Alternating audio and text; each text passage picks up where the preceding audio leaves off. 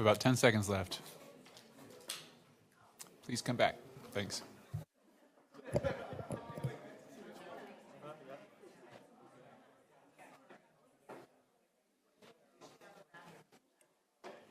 Alrighty, welcome back, Budget Committee members. Back to you, Chair Everton.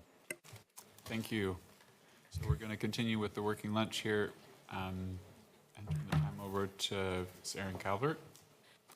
Prior to Erin starting, Chair, if I can make one housekeeping, so maybe 2 breaks ago now, I mentioned this document would be handed out at your stations. There was a question where it's electronically available raised. Clerk Moss has updated today's meeting agenda to include a link for this packet that you can have access to.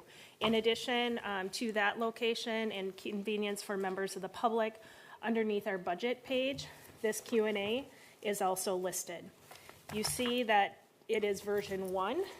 As I mentioned earlier, as we continue to answer the questions that we've received through email from Budget Committee members, there will be a new version tomorrow. So that will be part of the housekeeping, and that staff will continue to keep you updated on. Thank you, Ms. Angie. Ms. Calvert? Thank you.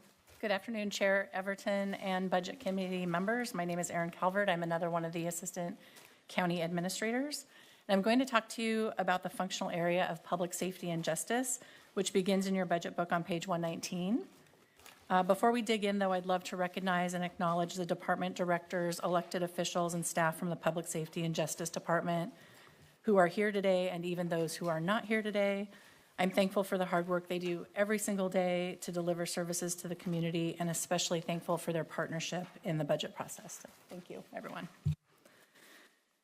Just as we did in Marnie's presentation, I'm hoping that questions can come as we walk through these and that it can be as conversational as possible.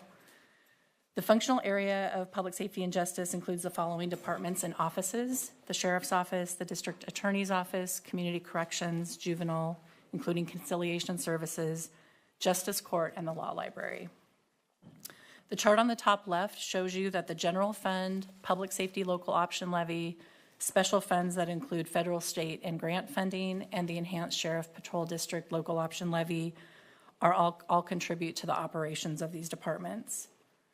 This proposed budget increases the functional area's FTE by 21 to a total of 1,008.85 full-time equivalent staff, which I'll discuss in more detail in the next department slides.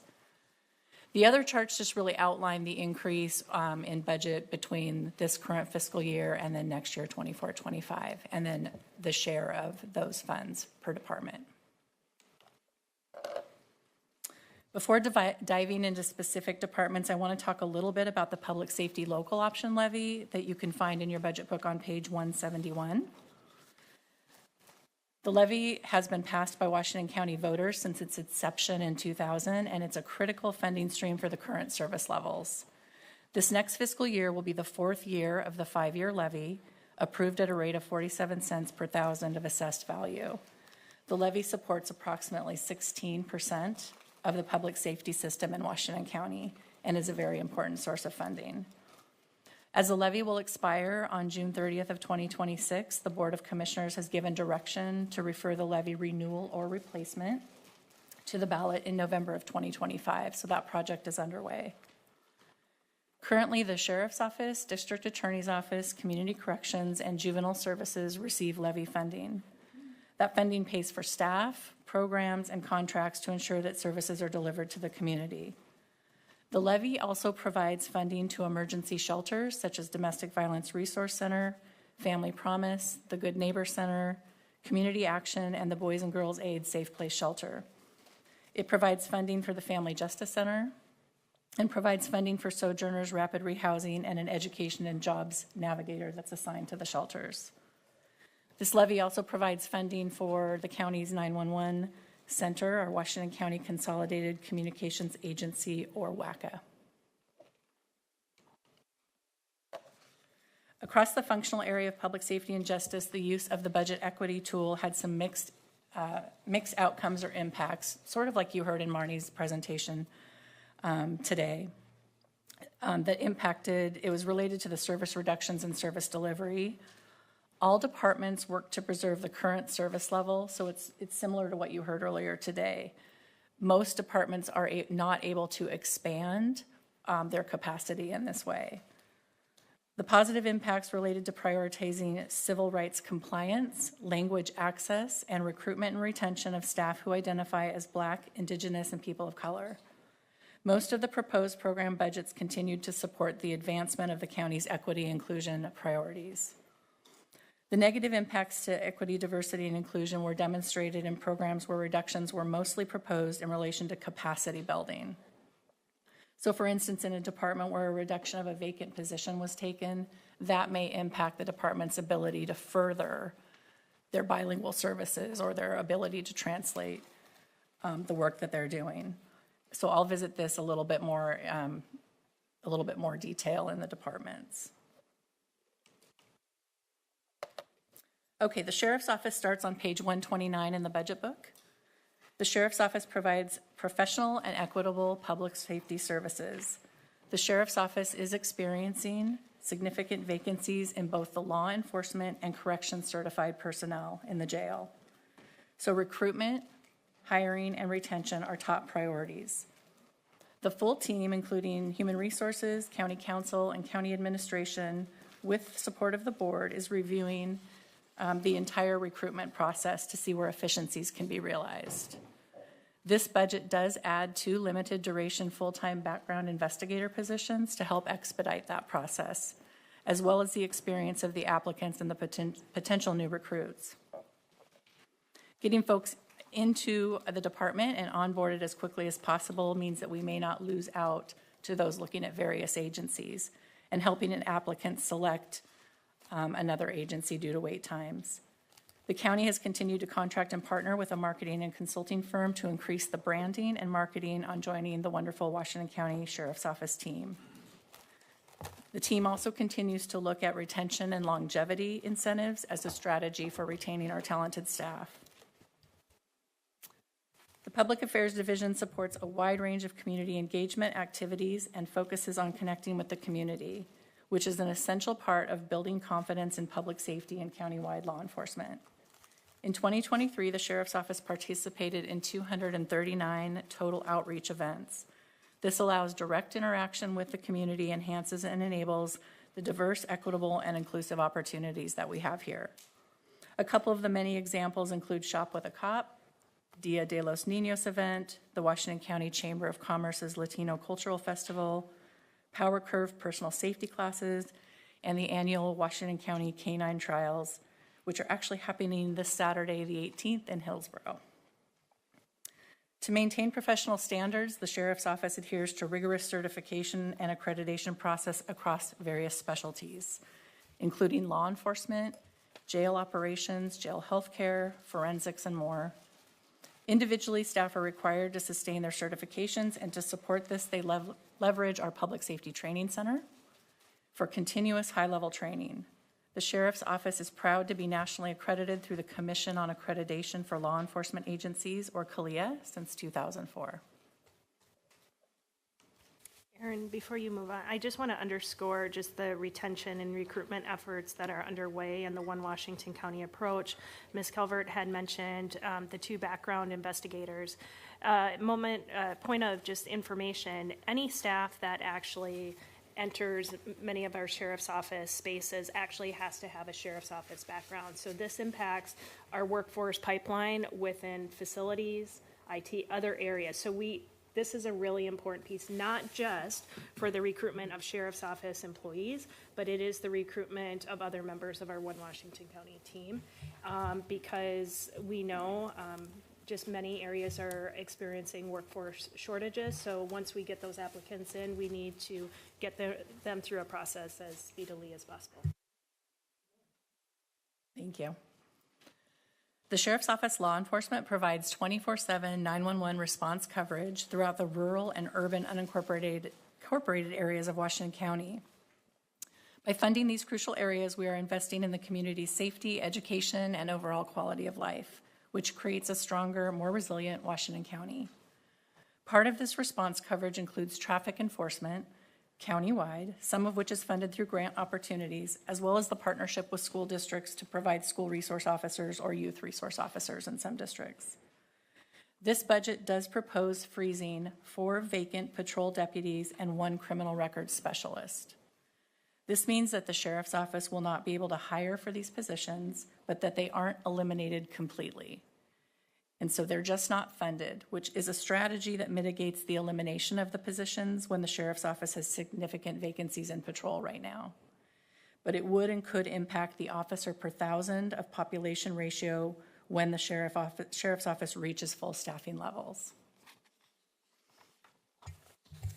Funding countywide enforcement and interagency teams such as SWAT, search and rescue, and mental health response teams centralizes the oversight for training quality, it enhances our appeal to potential recruits, and it elevates the safety and security of our entire community by transcending the jurisdictional boundaries and ensuring a coordinated, proficient response to any incident. The Washington County Sheriff's Office also provides sex offender registration checks or compliance checks and warrant apprehension countywide. Funding for the Civil Division is not only a statutory requirement for the Sheriff's Office, it's also a critical component that supports the legal framework of our community by ensuring the smooth execution of civil processes, protection of individual rights, and effective services of the crucial legal documents.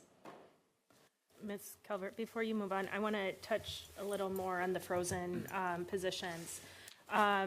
This strategy was taken into consideration after the sheriff's office looked at the number of vacancies they have, the time to hire, even with the recruitment firm, and in conversations with Sheriff Massey as well as Under Sheriff Cook, there is confidence that these positions will not be filled this year because of the other vacancies that we're currently experiencing within the sheriff's office.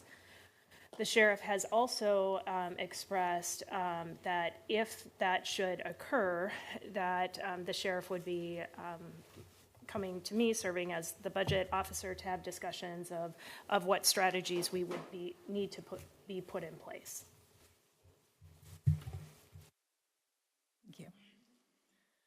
Funding the Investigations Division, which encompasses property crimes, violent crimes, and the Special Investigations Unit, is also essential for maintaining public safety as it ensures thorough investigations, it holds perpetrators accountable, and it deters future criminal activity, thereby upholding the law and order within the community.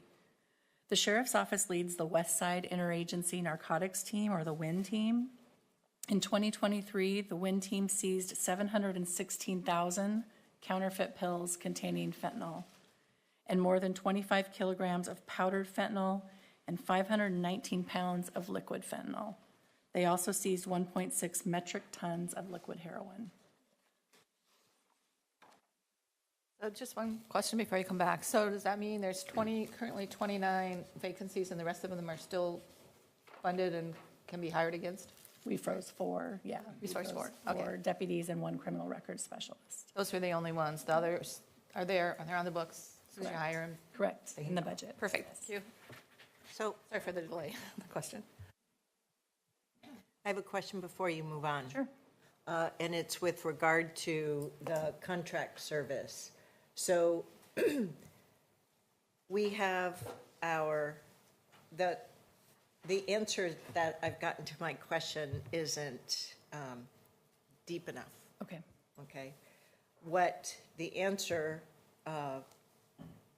directs is that we train a deputy, and so there's a generic deputy box, law enforcement deputy, and that if one of our contract cities needs 6, then we provide those units, okay? Which means that cost per deputy has not only the internal cost, but all of the training needed for that and so forth. Clear. But then when they go to their contract cities, there is not law enforcement training specific they need, but they have to learn a new city and develop new relationships.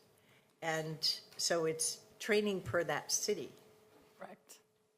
The answer doesn't address that at all. Okay, and It you're talking means about the that we're full carrying cost that. recovery, correct? So, yeah, we are moving toward full cost recovery with the contract cities that, so that that overhead and internal costs are incorporated into that. But your point, I believe, Chair Harrington, is, So through the detailed budget, right, because I did look at that, and I printed off copious numbers of pages to refer to. I just want it to be clear. yeah, we'll work on making that clear. I'll work with the team. Thank you. Thank you.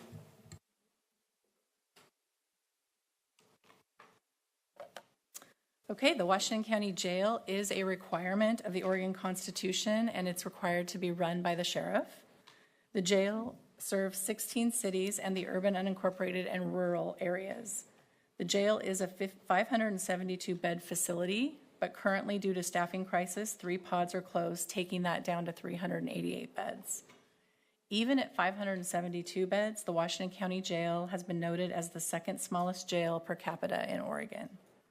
We are currently renting jail space from the Yamhill County, adjusting booking criteria as needed, and utilizing forced releases for population management and lodging some of the pre-sentenced adults in custody at the Community Corrections Center.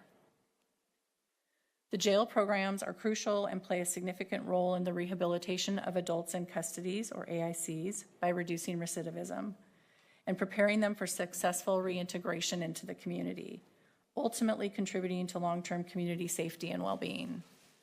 In 2023, 19 adults in custody received their GEDs.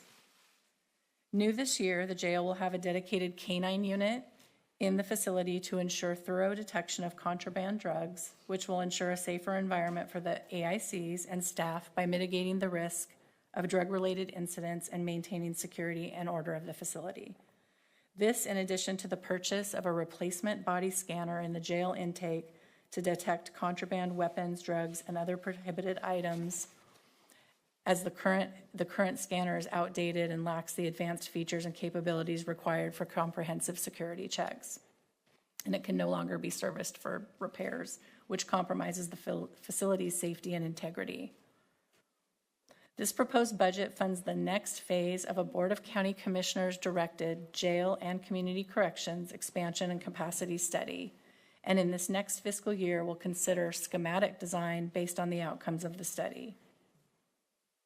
I'd like to mention just a little bit about the operating critical facilities, which you'll hear more about in Capitol, and you'll hear through the themes as we visit the various facilities that are contained in the different departments. And so this is just probably another mention to the One Washington County, the threads and the overlap of the work that we all do.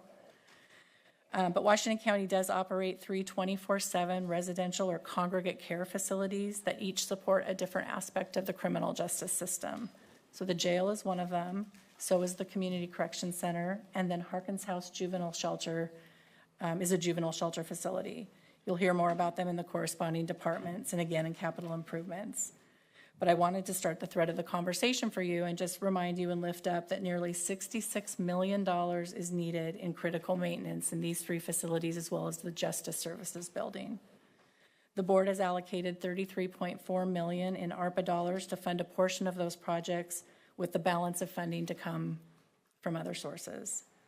That project will impact our adults in custody, as well as the justice-involved individuals with community corrections, as well as the youth and the program staff at our shelter in Harkins House in the juvenile department. Actually, Ms. Calvert, can you go back a slide? I just want to touch base. We've talked about mandated services and the role of the county, and I just want to lift up the jail. So the county is responsible for operating the jail, as Ms. Calvert had indicated. There is no state funding to help support the jail, no, and that's operations and capital. So you could consider this an unfunded mandate that the counties need to deliver by the role of government. So I will try to tease that out as we go through the presentations over the next 3 days. And this is not, is that right or is that wrong? It's just the fiscal reality and the system that we operate within. Thank you for that add. It actually reminds me to tell you all too that, just to be transparent, we did not recommend any reductions in the jail budget. And just for the reasons we spoke about around the funding challenges, staff are working double overtime. I mean, it's just, we really want to keep the staff we have doing this very difficult job and want to be able to get back up to capacity so we can open up all the pods. And part of that strategy is using the current salary vacancies to fund those strategies, such as the double overtime that currently deputies receive within the jail. So the sheriff's office on the horizon. So during the last legislative short session, Washington County was given one additional judge. The way that impacts the sheriff's office is that the law enforcement center here in Hillsborough houses the jail, jail administration, patrol, and other divisions in that organization. It currently has one courtroom in it, but initial plans had a second courtroom in the design. And so even though the circuit court is a state function, it's run by the court, there's a statute that mandates that counties have to provide the buildings and spaces for the court and the courtrooms. So we are proposing $3 million as part of the capital facilities budget to build the new courtroom in the law enforcement center and support moving the jail admin and then the subsequent moves of the different divisions. That planning is still in place. So landing, we don't have all the dominoes in place, but that plan and timeline is being worked through. The timeline for the completion of the new courtroom is July 1st of 2025, but we do get the new judge July 1st of 2024. So we're working with our court and partners to find some temporary space to, something, yes. Exactly. So we're working on that. Not a bad idea. The Oregon Behavioral Health Deflection Program is one that you'll actually hear about more this afternoon when Marnie and I go into more detail, but the program has been signed into law and it's currently in development to start on September 1st, or no sooner than September 1st. The sheriff's office involvement or a law enforcement agency is a requirement of the statute. And again, we'll go into more details on diversion this afternoon. The body-worn contract will expire in 2025, so that's something on the horizon for discussion in the coming year. I mentioned the public safety local option levy. Again, the sheriff's office receives funding from that, and again, that project is underway in working toward the next either renewal or replacement. Any questions before I shift to the district attorney's office? I'd just like to make a comment and really make a shout out to the entire Washington County Sheriff's Office. You guys are excellent. Your leadership is just outstanding. In the budget, they talked about the CALIA, which was the Commission on Accreditation for Law Enforcement, and you're getting accredited and have many years of that. Also, if you think back on POLIS, where you use the POLIS Solutions, I think is their name, to go through the police use of force, and they did this thorough examination and lots of great follow-up out of that, and just showed how wonderful you guys are, and the recommendation and the compliments that they gave to you just showed, again, how great our sheriff's office is. The stop data, you're constantly using that to look at and investigate whether or not there's any racial or ethnic disparities in your policing, and you're on top of it, and that happens every year. And then what I found out in the budget, which I didn't know about before, is the renewed accreditation in the field of forensic inspection. So you're only one of 6 in Oregon accredited labs, and one of only 3 accredited in science, in scene investigation, and friction ridge. So when it comes to forensics, once again, we're taking a leadership position, and you just see over and over and over again how great our sheriff's office is, how wonderful your leadership is, how marvelous all the people are that work in there. And it's a credit to all of you people. The new sheriff, Massey, is continuing the legacy of our previous sheriff, and so Sheriff Barrett, and so it's just great. I just want to thank you all for all the wonderful work that you do and keeping us safe. Very nice. I'll just say here to that comment, and it's great to see you and Sheriff Cook and Sheriff Matthew in the room here. I do want to ask a question to you, Aaron, and if that's a yes, I do want to endorse that yes. And that question is, and I've seen it, the challenges of that area, and the area I'm referring to is the jail's dining area. And I think there is a sentence in the summary of the budget that it's undergoing. So that is going to be, that's happening. Yes. It's that- budgeted. That is happening. It's And- budgeted. It's underway. Underway. Do you know any idea the completion of that project? I think 'Cause that's a really, something that needs to be done I'm going to get back anytime to soon. because I don't want to venture a guess if the date has moved, but I know the project is underway, and I will get back to you and the committee on the completion target date. Thank you. I want to just kind of lift up a few elements. So Ms. Calvert had spoke to the congregate facilities and the improvements underway for the 65 million. Committee member 5 was lifting up specifically the dining area where our deputies, when they are on shift, they are not unable to leave the jail.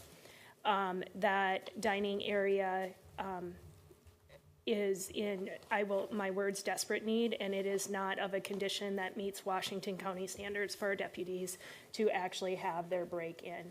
So the improvements plan, the project is underway. The board has endorsed the funding package, as Ms. Calvert had lifted up, has included input from the staff and also trauma-informed design for our deputies. This is also a huge component of our retention and recruitment efforts as it relates to the jail. And the board approved the ARPA expenditure for such a purchase on a vote of 4-1.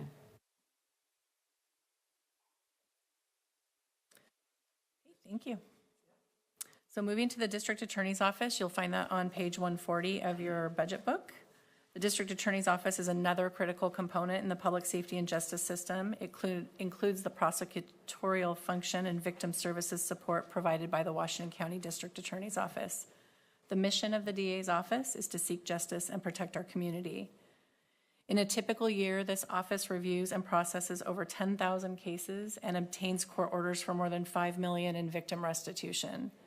In 2023, the office served 16,252 crime victims, including 3,160 victims of domestic violence, 1,996 child abuse victims, 471 sexual assault victims, and 177 elder abuse victims.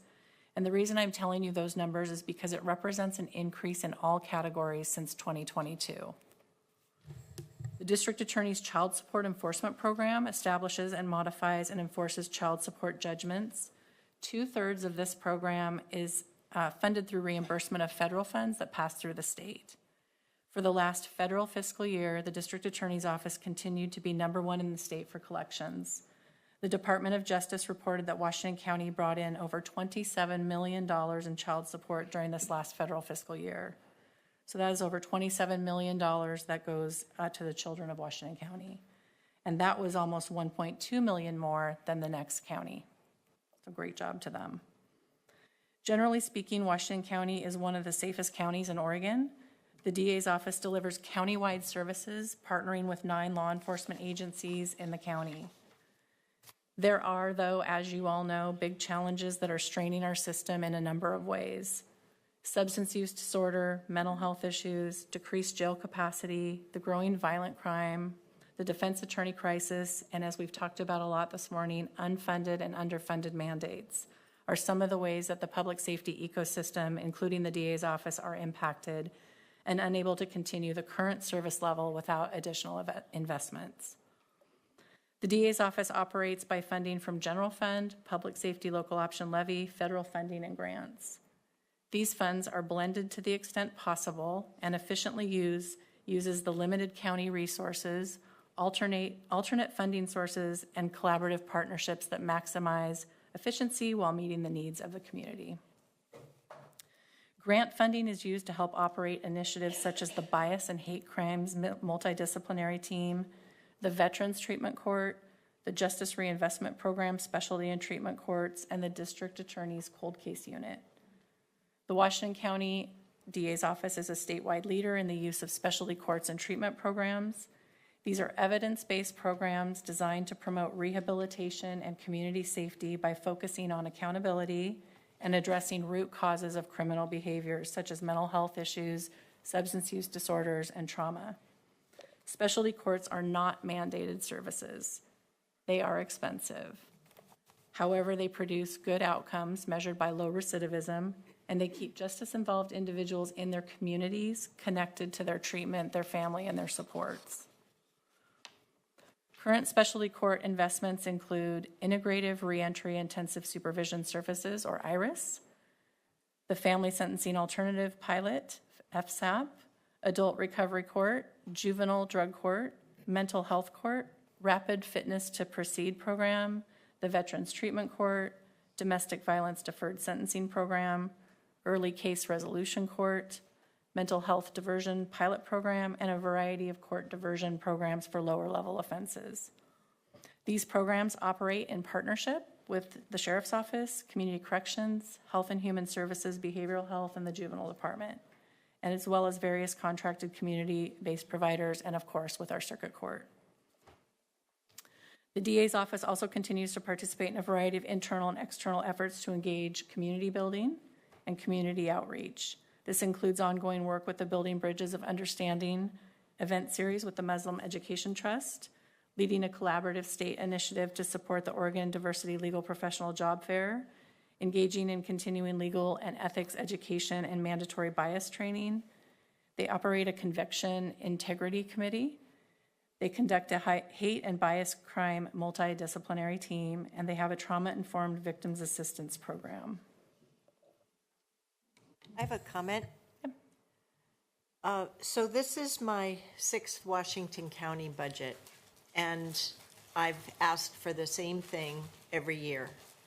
Every single group, division, department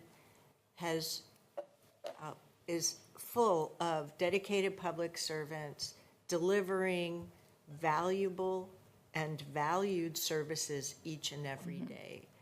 District Attorney's Office, we happen to be on it. But this is the second major program area of Washington County that we're now on. What I've been asking for is the value descriptions, people served, for example, is information that I would like to see incorporated into the description in this budget summary document. Given that you have these talking points already, I don't know if it's too much to ask that it be included in the adopted budget before or the final version that gets posted. But at a minimum, next year, I can't write those statistics down fast enough while listening and taking them all in. So it's really frustrating to sit here through budget committee meetings knowing the tremendous value, but having to work so hard to capture that.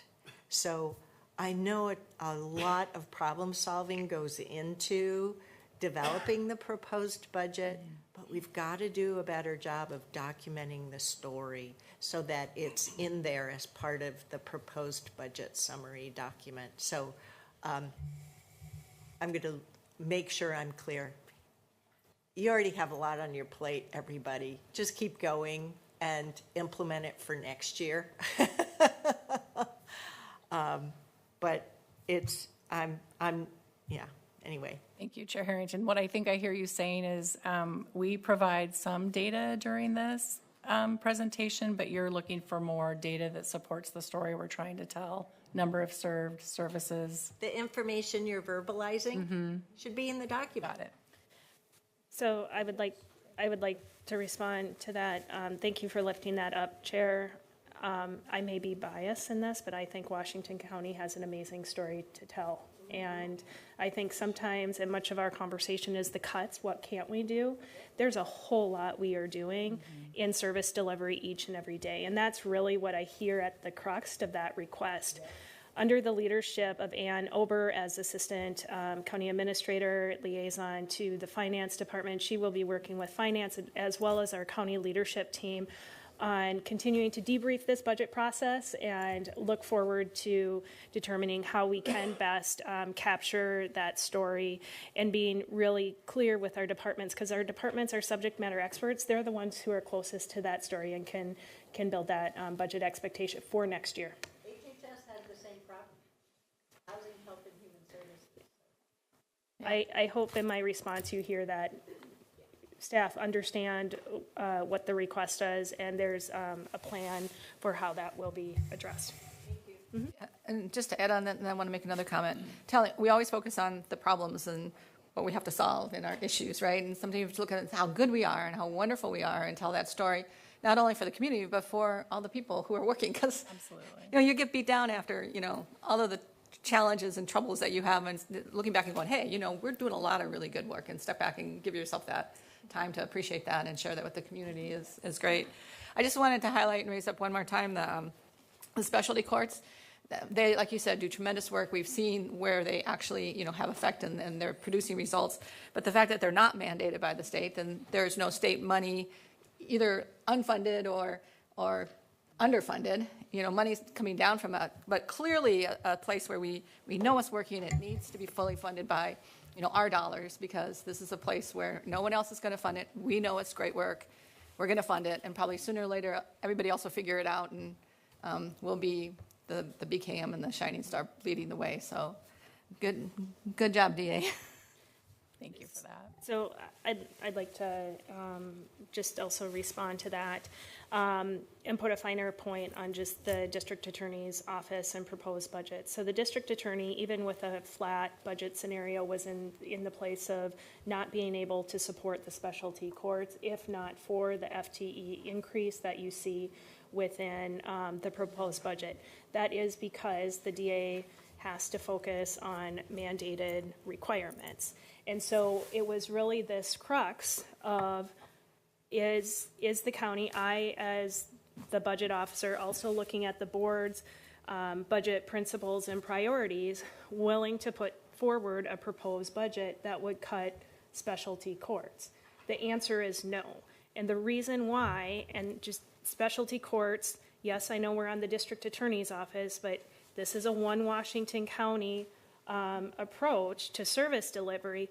They are proven to reduce recidivism. And as we look at our public safety and justice collective, that is a goal, reducing recidivism. Ms. Calvert will be talking about that a bit more once we get to community corrections and the increase in community corrections funding to get our center to capacity. So as I look at this area, I am really proud of my colleagues in Washington County for the problem solving we've done and focusing on that clear goal within the system and addressing in this proposed budget the challenges that we lifted up based on board leadership and direction of wanting to understand the challenges in our current public safety and justice system here in Washington County. I think if I can make a comment, and I know you have more slides, so I'll be brief. This morning, we keep hearing this idea of services not funded, especially when it comes to state role in state adequately funding programs. But the good news this year, and what I'm really excited for moving forward, is this morning in this budget cycle year, we have the Association of Oregon Counties Executive Director in the room with us, Gina Nichols.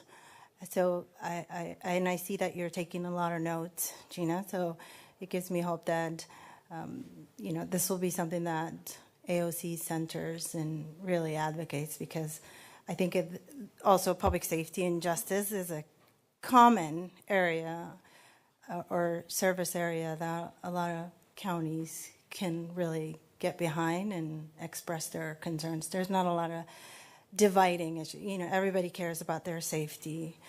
Everybody cares about having safe communities, because that means we have safe people in our communities. So thank you for joining us this morning, and DA Barton is also in the room. Thank you.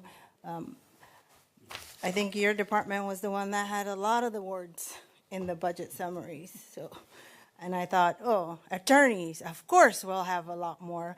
But I really appreciate the services. I kept Googling this last week about, this service and that service, and what do they do? So it's you provide a lot of good services. And it's not just the budget cycle time that I appreciate all you do, but it's the time that we're, for at least 2 weeks or 3 weeks, we're living and breathing what you do. So thank you for your services. Thank you, Commissioner Fye. It's actually a perfect segue into this next slide if we're ready. We're ready. Okay, so we are going to talk again about the impact of unfunded and underfunded mandates, which you were all just talking about. So this is great. Some of the things, we talk about unfunded and underfunded mandates all the time, and I think Ms. Angie touched on this earlier this morning with the board's commitment to do more work in that area and ask more questions and be more prepared. But one thing, we're still struggling from all the ones in the last 3 or 4 years. So that is no truer than of the district attorney's office, who had just a number. I mean, it impacts the whole system, but a couple examples here. The Ramos-Watkins ruling, it was the retroactive requirement for non-unanimous juries. And so that meant that any conviction from a non-unanimous jury in a serious criminal case had to be retried, or at least re-looked at, reviewed. And many of these cases go back several years, like several years, 5, 10, 15 years, several. So while some cases settled in plea agreements, many had to be retried. And think about a victim in a case who might have been 5 years old when this conviction or decision verdict came down from a jury. And we're 15 years later, they're 20, and they're coming back to have to do it all over again. And so that's kind of the storytelling of the mandate. But the funding story is that there weren't any dollars at that time to help the district attorney's office workload get all those cases back and figure out what to do with them. And they have to do outreach with victims and all of that. So it impacted the entire department that way. Another unfunded mandate is mandatory expunction of some of their cases. This didn't come with funding or FTE to manage that. And so they're trying desperately to follow the law and get cases expunged as needed, which we know has an impact to people in the community who are trying to get jobs, trying to get housing, basic needs met. So they were expected to absorb some of that without additional resources. And then even further back than that, I think, were changes to discovery laws that also impacted the DA's office. So they became the central location for discovery to be held, stored, and disseminated without any additional resources to do that as well. So even when changes or mandates are a good thing, good reform, people are in favor of that happening, if it doesn't come with the funding to address it, then we're all, it leaves the county, all of you, all of us, kind of dead in the water trying to absorb and figure out how to make this happen and doing more with less. So that's one of the reasons that the caseloads in the district attorney's office are the highest in the Tri-County area. And it's really become unsustainable for staff, including victim services and the digital evidence technicians. The prolific increase in digital evidence has had a huge impact to workload as well. So we all know phones, tablets, computers, cloud storage devices, digital surveillance, even something as seemingly simple as the addition of body-worn cameras creates a significant workload when you think about the DA's office working with 9 law enforcement agencies in Washington County and their potential for each agency to use a different vendor or a different software and to have to compile all of that into the DA's office is quite a workload. But even thinking about one incident that law enforcement might be called to, maybe 2, 3, 4 officers, deputies handling that, they're all wearing body-worn cameras, so that can be hours and hours of footage that needs to be reviewed. As the district attorney's office worked through the requested budget scenario this year, Ms. Angie just touched on a lot of what I'm about to say. Some really difficult decisions were put before all of us on, to her point earlier, a flat budget, meaning a reduction. The district attorney's office had to really look at what is mandated, how do we get sustainable caseloads, and what programs does that mean we have to look at eliminating, which of course are some of the most effective, amazing programs that we have. And so we did work with the office, with DA Barton and his office on thinking about what would it take, what does it mean how many deputy district attorneys operate one specialty court? And what we found, and that's the reason I read the whole big list to you all, because there's so many, it's not equivalent to one deputy district attorney or one staff operating one court. It's really blended funding. Some of it comes from federal grants. And so it's just really hard to articulate or figure out a one for one, or we could preserve 3 specialty courts and we have to give up 1 specialty court. And so that's the work you'll see in this budget. Trying to maintain effective services, as well as think about the folks that are in specialty courts right now, the justice-involved individuals who are connected to their community and trying to successfully complete. So for those reasons, we wanted to ensure that specialty courts could continue, that our current investment continues. And so this proposed budget adds $1.9 million to the district attorney's office for those reasons, to ensure continued investment in multiple specialty court programs, and to be able to support the public safety ecosystem, the court, the other county departments and staff that are funded with those funds, and then community-based providers to deliver effective services to community need. Are you? No, go ahead. I just wanted to ask, I really appreciate all the problem solving that went into figuring this out and retaining the specialty courts. I'm not yet clear, though, if the financial support for the district attorney's department covers the need for the various unfunded mandates. So I think we've made a step in the right direction, but I'm unsure if we're where we need to be. We are not where we need to be. We're on the journey, as you might say. Yeah, I want to just answer that really directly. Yeah, no. So DA Barton used this analogy probably within the first month or 2 of my starting with Washington County, because that's at around the same time that Washington County used, or the board had authorized the expenditures for body-worn cameras. And that was in 2020. At that time, the DA said, I have a wheelbarrow and I've kept putting bricks in the wheelbarrow and there's no more room. Like, we're at capacity. We can't do this anymore. So that message was threaded through my first 2 budgets here, that DA was, just like I've said, I'm waving the cautionary tale. He was waving the cautionary tale. And so I believe the DA was in the position of this budget that the wheel can't even move it or nudge it anymore, because it's at, and we've talked about this, a crisis point. That point, the caseloads also impacts retention and recruitment. And we talked about retention recruitment in the sheriff's office.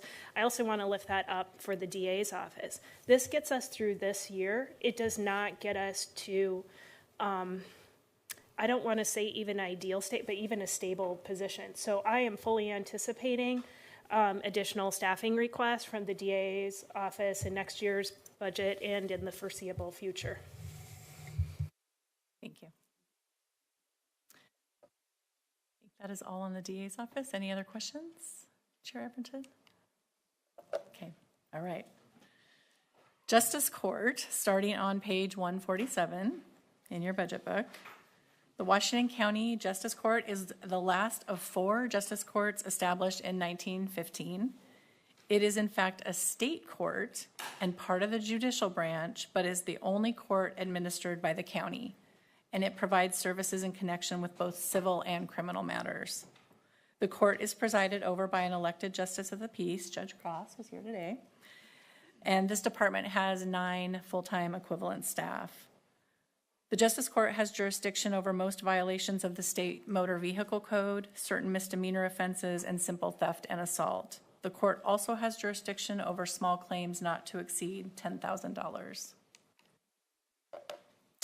The Justice Court receives most of its citations from the Washington County Sheriff's Office and a fair amount from the Oregon State Police and less from other jurisdictions. I've talked about this before in prior budget meetings, so I hate to sound repetitive, but it is still true. Over the last decade, those citations have reduced by more than half. And that does impact revenue for Justice Court. What's interesting in this is that the decline in tickets does not match the increase in population. And so this is a conversation that the Justice of the Peace, Sheriff Massey, and I will be having over the coming year. We think there's some room for good partnership ahead. So based on the relatively flat revenue over last year, combined with the increased costs of delivering services, the general fund subsidy has increased. The Justice Court also has a proposed 3% reduction, and this reduction eliminates a vacant half-time management analyst 2, which will impact workload.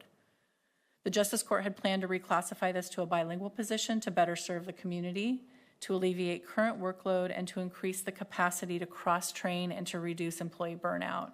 This is especially important, as we know, with our smaller teams of 9 who have to do a lot more functions than just the citations and tickets in Justice Court.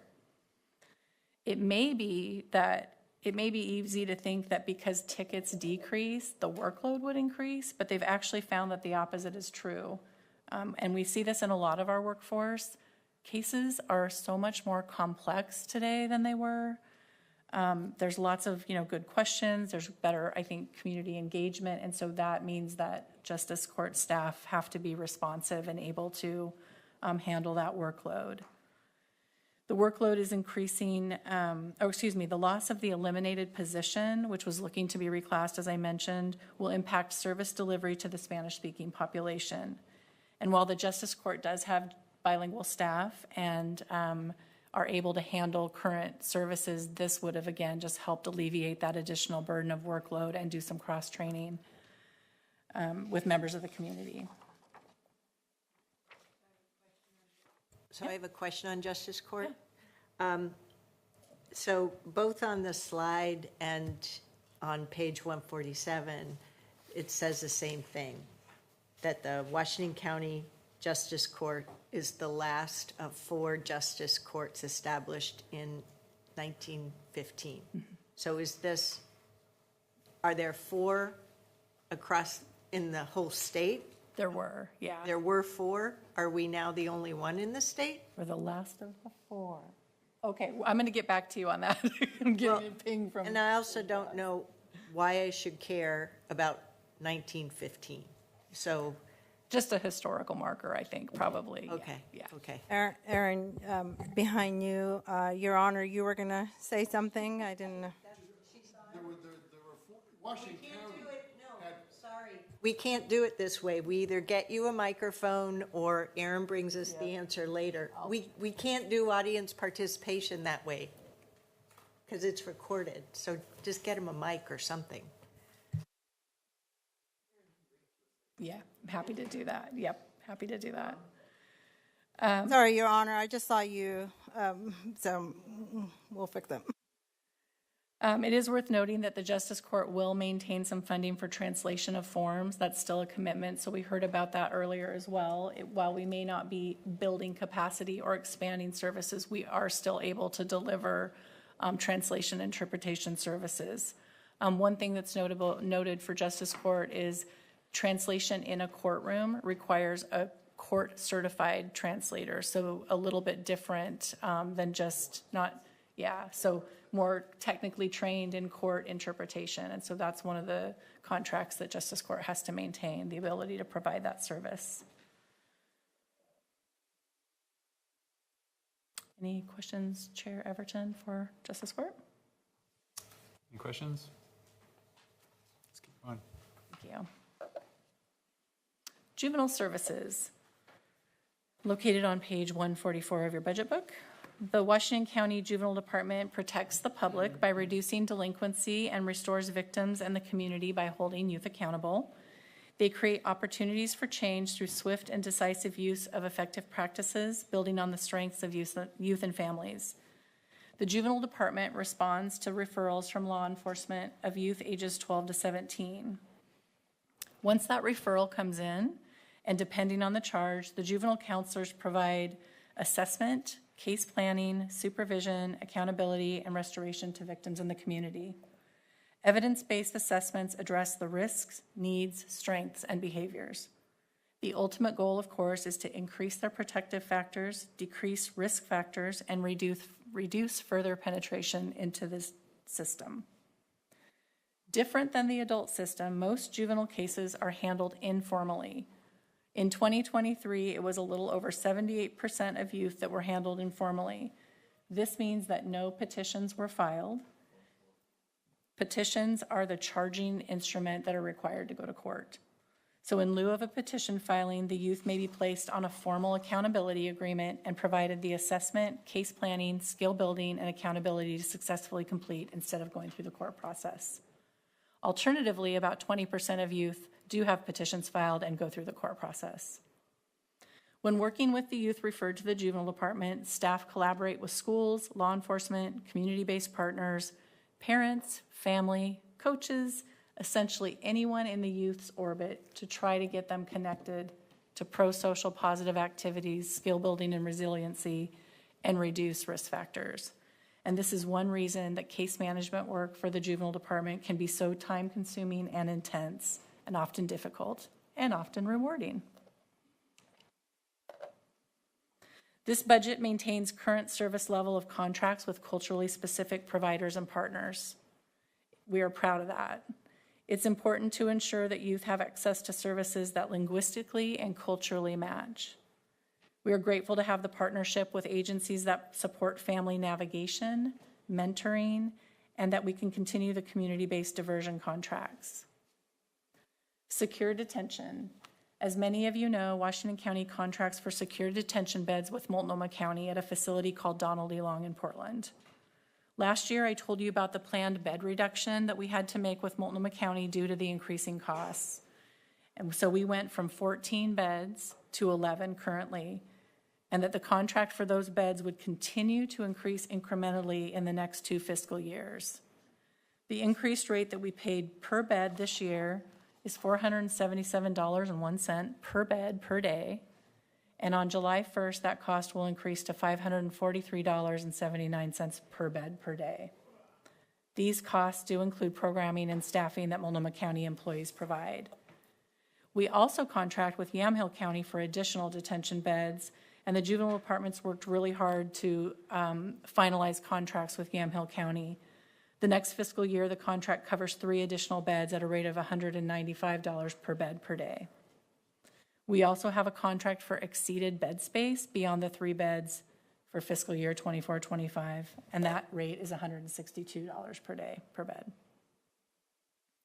Detention beds should be used for public safety needs, though we are finding at about the same time we decreased beds, we saw an uptick in violent crime from middle school youth. And then with the changes from Senate Bill 1008, that reformed the prior Measure 11 automatic waiver for certain violent crimes. Senate Bill 1008 requires youth who are detained for violent crimes to go through a waiver process to determine whether they go into the adult system or they continue to be prosecuted in juvenile court or processed in juvenile court. What we're finding is that the timeline to wait for that waiver hearing is every bit as long as the timeline to wait for a trial. And so the youth that have been waived into the adult court process sit then again once that decision is made and prepare for trial. So again, it kind of comes back to that even when reform is a good thing, sometimes we don't know what the impact will be.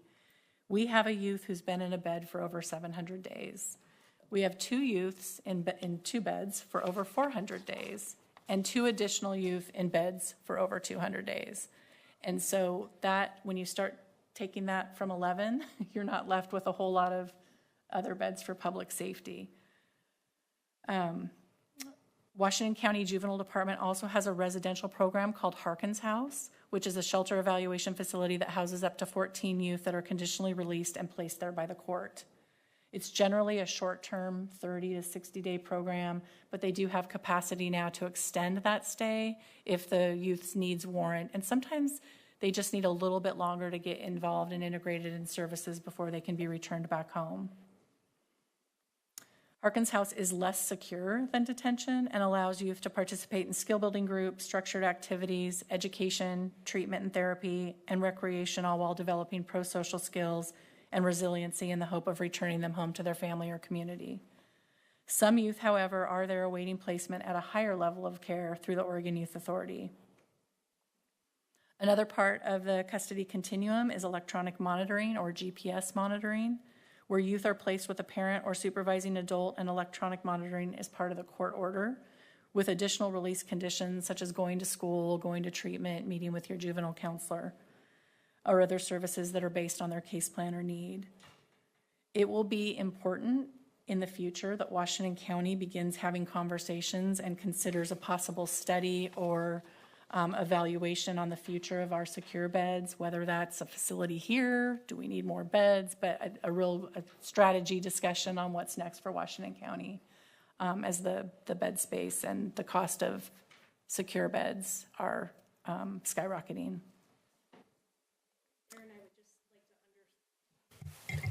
I apologize, I didn't have my mic on. I'd like to just underscore that future focus look. Also, I want to underscore the purpose of juvenile services is to help support youth and their families at this point in time in their life. And so we have that opportunity to reduce the long-term recidivism and impacts on not only that individual, but also our public safety and justice system moving forward.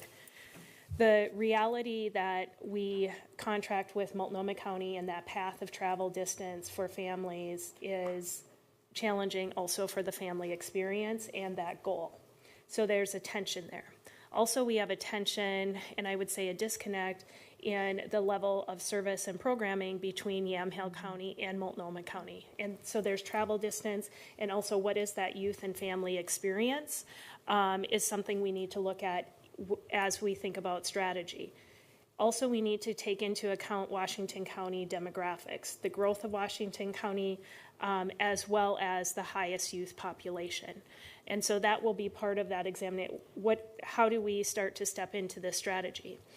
I will also share the Donald Long Center is actually operated through a tri-county partnership with Clackamas County, Multnomah County, and Washington County. Clackamas County is currently determining what their future state is in that partnership, which has the high probability that it will even increase Washington County's cost even further. So I'm waving that flag. This is an area to watch, and I know it's on our board's radar as well as staff's radar. Thank you.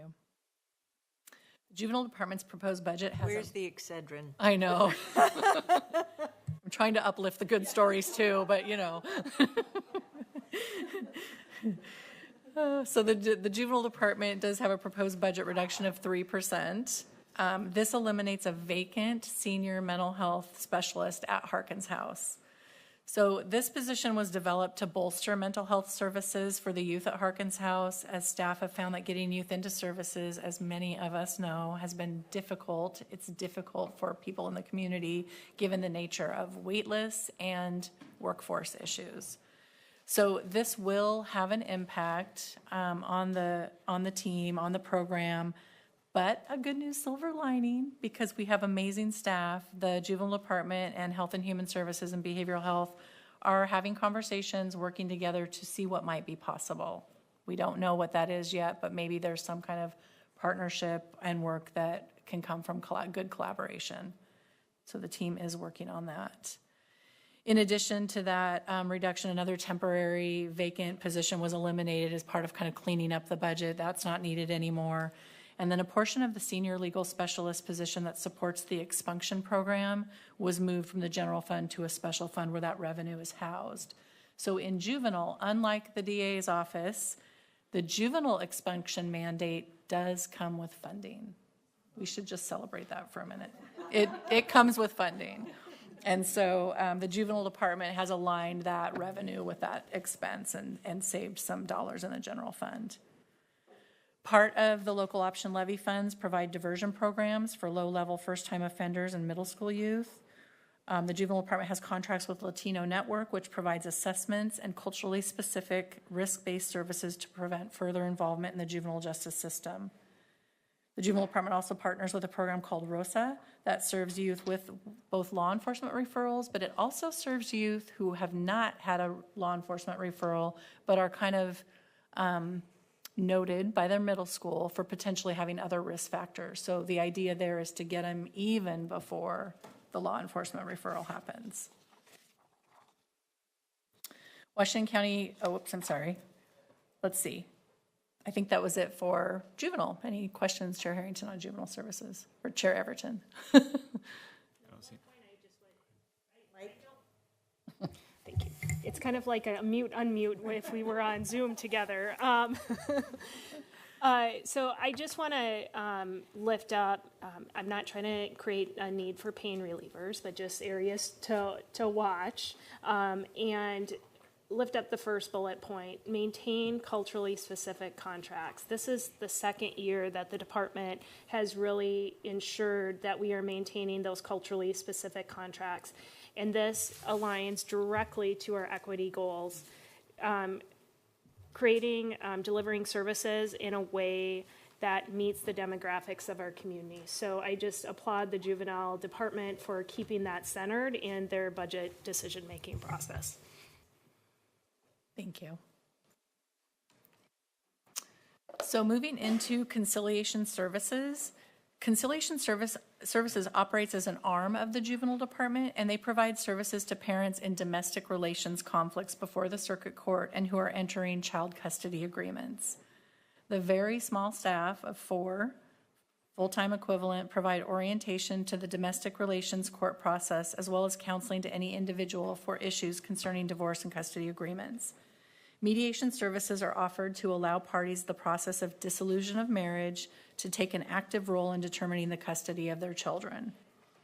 Conciliation receives funding through an annual appropriation through the Oregon Judicial Department, which is set by the Oregon Legislature. This funding has not increased in over a decade, but we know that the costs of services have increased exponentially during that same time frame. During last year's budget presentation, I explained that without any additional funding in this fiscal year, the expenditures would exceed revenue and the conciliation services program would need to reduce staff and current service levels. The projections at that time were indicated as a shortfall of $100,000. Despite all the years of managing fund balance, modifying service delivery, and losing staff through attrition, as well as the current fee schedule, it would no longer work to mitigate the inadequate state funding. We were sort of at the end of the line. What are we going to do? So the team came together last year and proposed to add a fee for mediation services to avoid further alterations to the service delivery system and preserve kind of those bare bones staffing levels.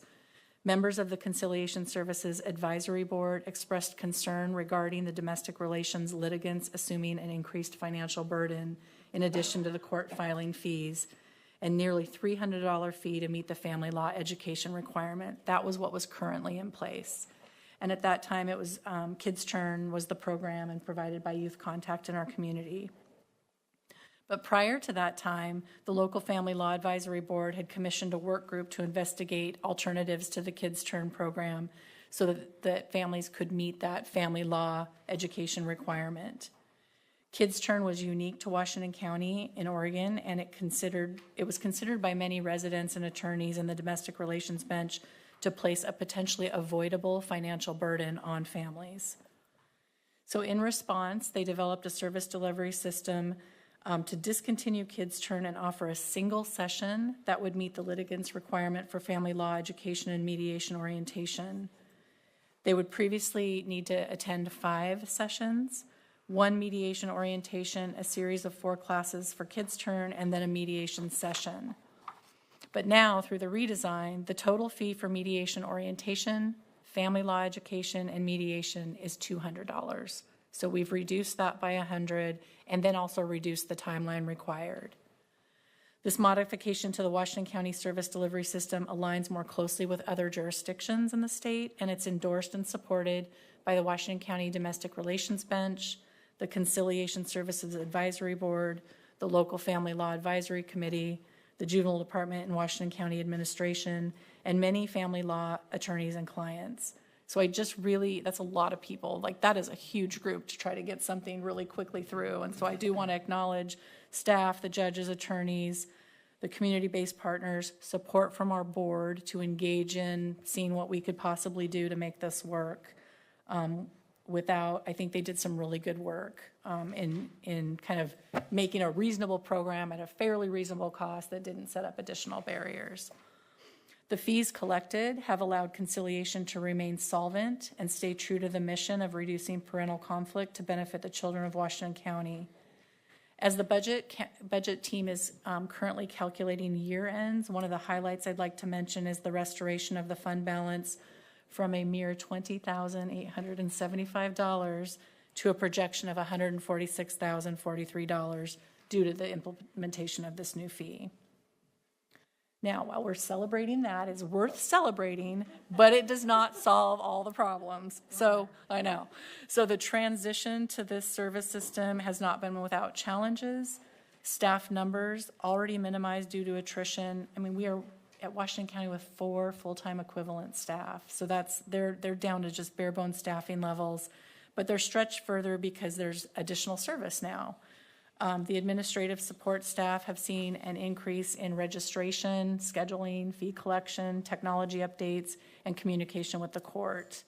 So the hope is that if the fees continue to look solvent as they are, perhaps we could hire a half-time staff to assist with workload. And so that's something we're looking at, just making sure we have a consistent pattern that's happening here. It should also be noted that additional funding, commensurate with the service dollars for this next fiscal year, does need to be right-sized with the state. Washington County Conciliation Services continues to have extremely high caseloads, and again, without any funding increases over the last decade, it's just becoming more costly to deliver services. Is that $200 per family or $200 per kid? Per family. They'll shock me if I said that wrong, and I'll get back to you if I have to correct them. Beep. I know, I'm like, what? All right, on to the law library on page 149 of your budget book. The Washington County Law Library, another historical marker, Chair Harrington, was established in 1926 and strives to enhance equal access to justice by ensuring that legal information, resources, and tools are available and accessible to anyone engaged with the justice system. That includes litigants and those facing legal issues, attorneys, court staff, judiciary, and other governmental organizations. Per Oregon statute, each county is required to provide free law library services, though that service, of course, looks different among various counties. The law library is governed by the Board of County Commissioners in consultation with the Circuit Court presiding judge and advised by the Washington County Bar Association's Law Library Committee.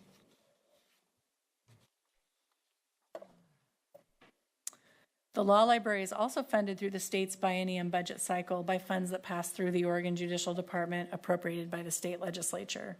This funding also has not increased in over a decade, though the law library did receive a very minor increase in this biennium's appropriation, but it didn't begin to cover the gap of the cost of delivering services in the same time period. Fortunately, the law library had built a very healthy fund balance in prior years and had been utilizing that fund balance to maintain current service levels. Post-COVID, staff have been working really hard to enhance education around what the law library is and who it serves, increase their service levels, and develop additional programming for the community that we serve. Some program highlights is development of the Now What series. It's a legal information series where the law library partners with local lawyers and various subject matter experts to provide the public with the knowledge and assistance pertaining to a specific part of the legal system. So examples might be, so you've been called to jury duty, now what? Or so you're going to divorce mediation, now what? So you're in probate, now what? These are virtual and recorded classes and then posted on the website so community members can go back in time or go back to access as their needs arise. The law library is working on trainings to and with public librarians to help them provide basic legal reference with the resources that they have available.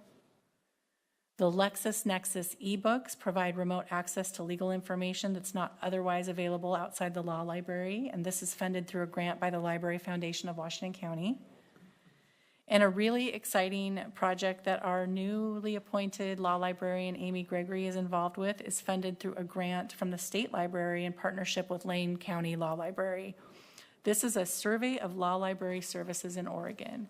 And so it's a site visit and survey to all the law libraries in Oregon, where they will look at how services are delivered and then how to better serve any Oregonian that wants to access law library services. So we're really excited that Amy will be participating in that this summer, and we'll get a report back and, of course, share that with all of you. The law library also offers continuing legal education for lawyers about legal research. And then, of course, staff continue to participate in community events when they can, such as Tuesday Market, Washington County Fair. And I might just add that the law library has 3 FTE funded. Right now, they're managing with 2.5. Law librarian Amy Gregory has her eyes on what I'm about to tell you about the fund balance and the lack of funding, and trying to really keep services in place for as long as we can, and hopefully work toward getting additional funding. Without any additional funding, the law library will not be able to operate beyond this next fiscal year. And so it's imperative that we work with our government relations and our board and legislature, of course, to secure funding to continue at least the current service levels. Yeah. The Now What videos, are they in multiple languages? The Now What library, those. I don't believe they are yet. I think that's a goal they're striving to. There may be a couple in the Spanish language, but I'd have That to one look on at probate would be a good one. Yeah, I can look at that and get back to you.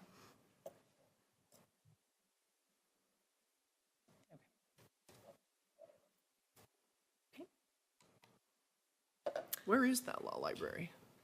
It's located in the Juvenile Services Building on Lincoln. It's at the Lincoln entrance, second floor. Okay.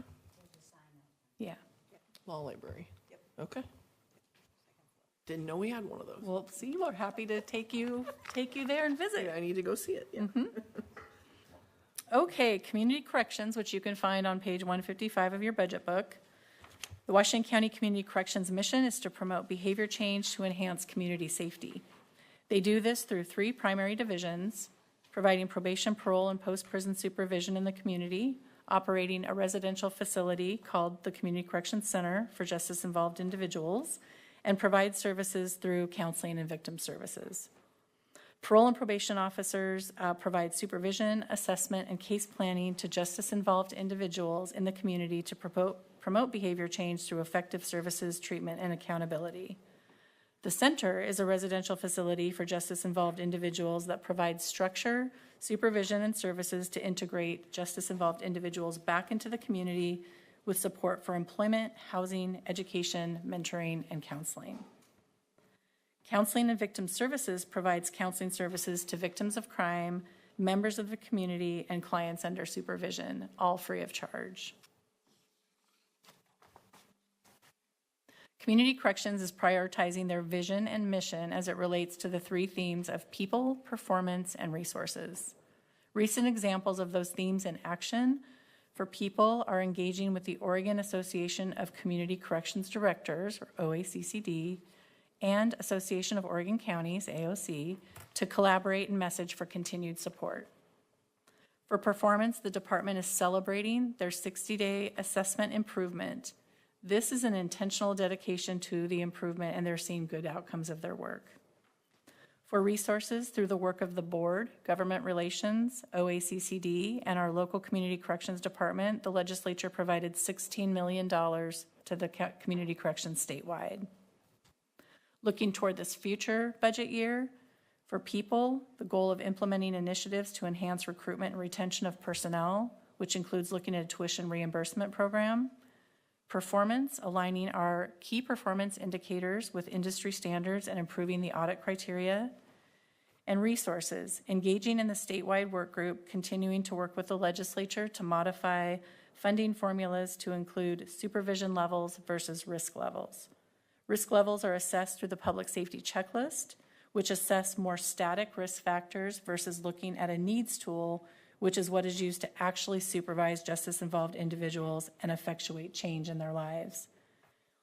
Community corrections is currently paid for risk level, which is not generally aligned with the supervision level and leads to underfunding of supervision. Another highlight that includes the association completing their strategic plan this year. The department's plan for the upcoming budget year in terms of major priorities include focusing on the key performance indicators, which also aligns with the department work plan project that is currently underway. They're adhering to statutory mandates and Oregon administrative rules. They'll develop a department strategic plan to prioritize the efficiency of performance and resources.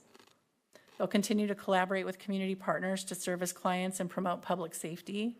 And worth mentioning is a great demonstration of a One Washington County where community corrections and housing and community corrections and health and human services, behavioral health are looking to partner or provide assistance on housing resources for justice-involved individuals as well as mental health. And that might look like potentially being able to bill Medicaid. I think that's a process in and of itself, but the conversations and collaborations are starting. So that's really good news.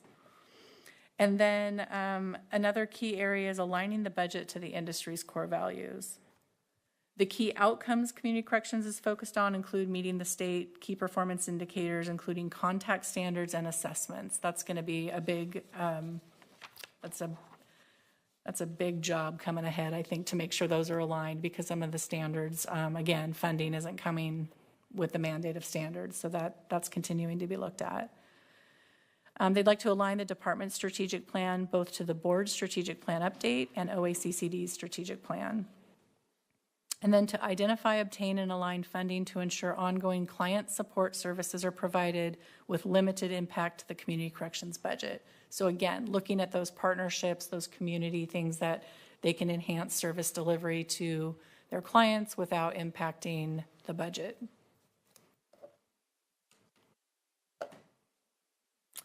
In general, the funding that comes from the state funds felony cases for community corrections and some specific misdemeanor cases, and the county's general fund provides funding for most misdemeanor cases.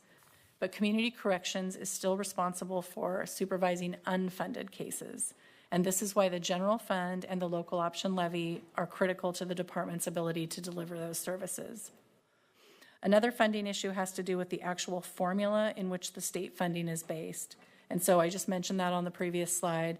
If the funding is tied to a risk level, but when the department does their assessment and they're looking at more dynamic risk and the needs of clients, a needs level, and those two don't match, there's underfunding happening for the supervision level that's required to effectuate change.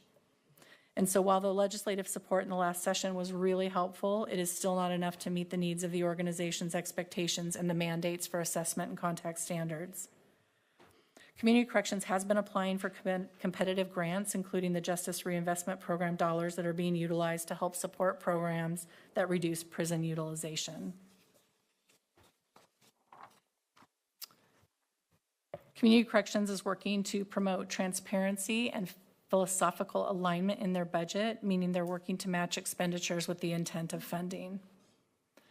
This budget eliminates 3.10 full-time equivalent staff. These were various positions that were all vacant, but this budget also adds a decision package, funding and resources to increase the capacity of the Community Corrections Center from its current population of 96 beds to its full center capacity of 215 beds, which is a return to the pre-pandemic levels.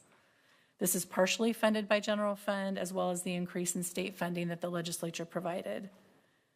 As mentioned earlier at the very beginning of this about the capital facilities improvement, the Community Corrections Center is on that list. There's some really critical needs that are underway in that project that must be done in order to align with opening for 215 beds. The center is an integral part of the adult custody continuum and partners with the jail to be a resource when it's able to. The center is also part of the previously described jail and community corrections expansion study and project so that we look at the continuum of total beds that are available for Washington County. Community Corrections has staff represented by 2 collective bargaining agreements in their department, FAPO and AFSCME. AFSCME is currently entering negotiations. The department is doing some really important equity work on reviewing their data dashboards and sanctions. They're working with the state on the development of a sanction grid that is more in line with evidence-based practices and applies a less punitive approach to supervision before recommending revocation.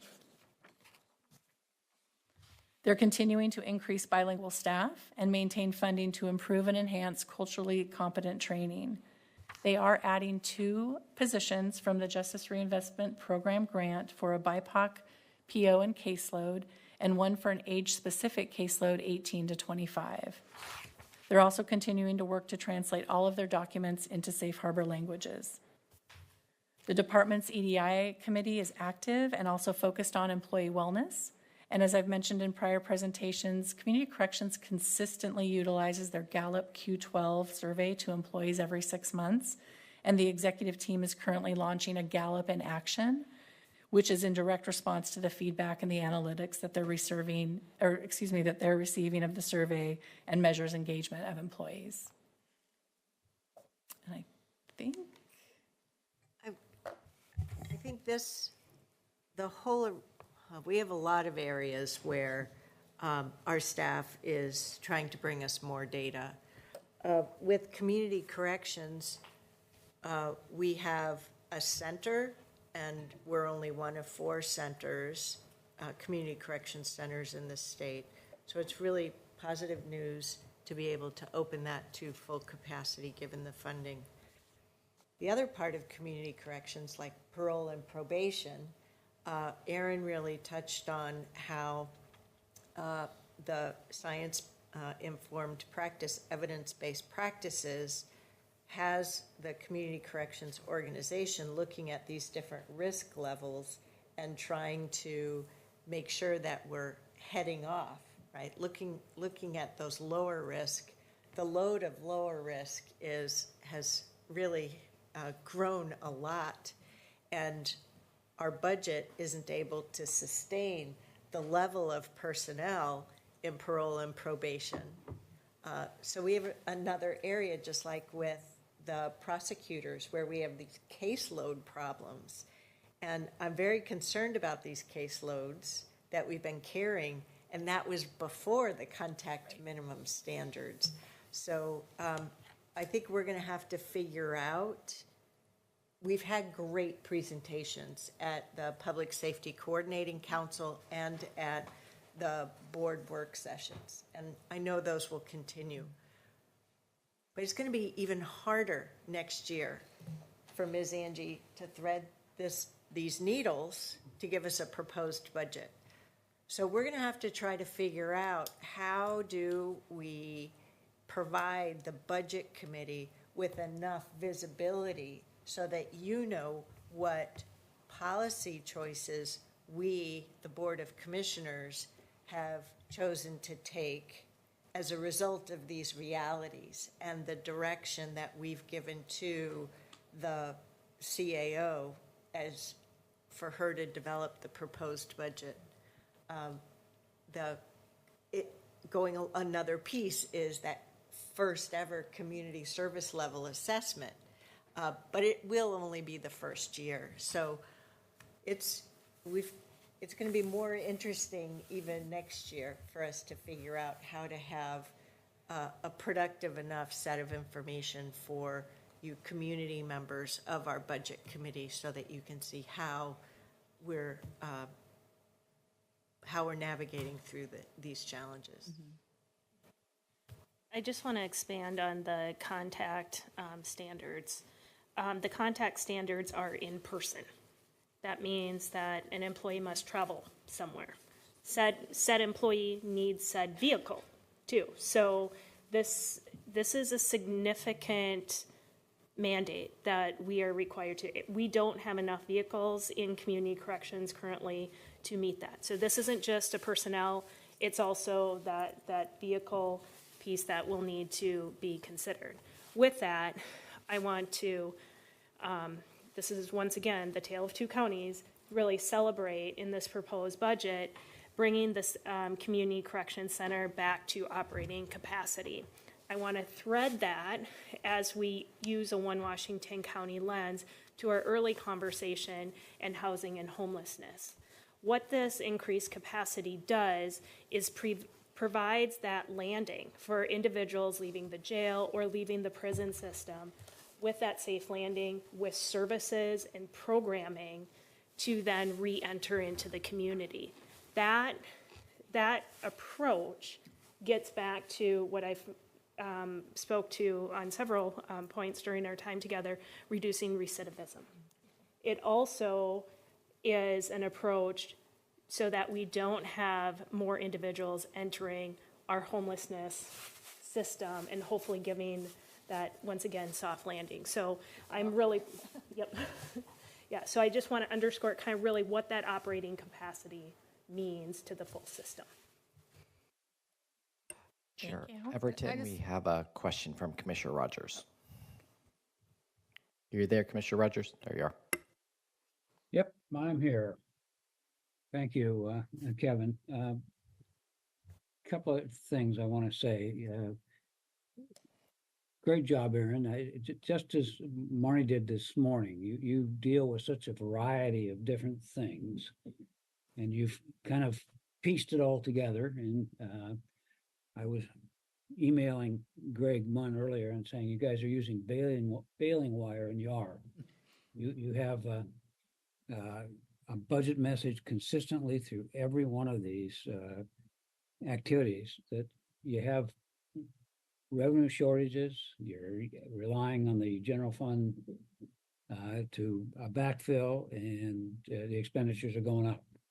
So I commend you for doing that. I won't repeat all my comments I made this morning regarding, that I think, because the chair just made the point, one of the points I was going to make is that there has to be some thoughtful discussion. And I like to involve budget committee members because the numbers are the numbers. I like the policy myself and say, what are their thoughts on moving forward into the coming year?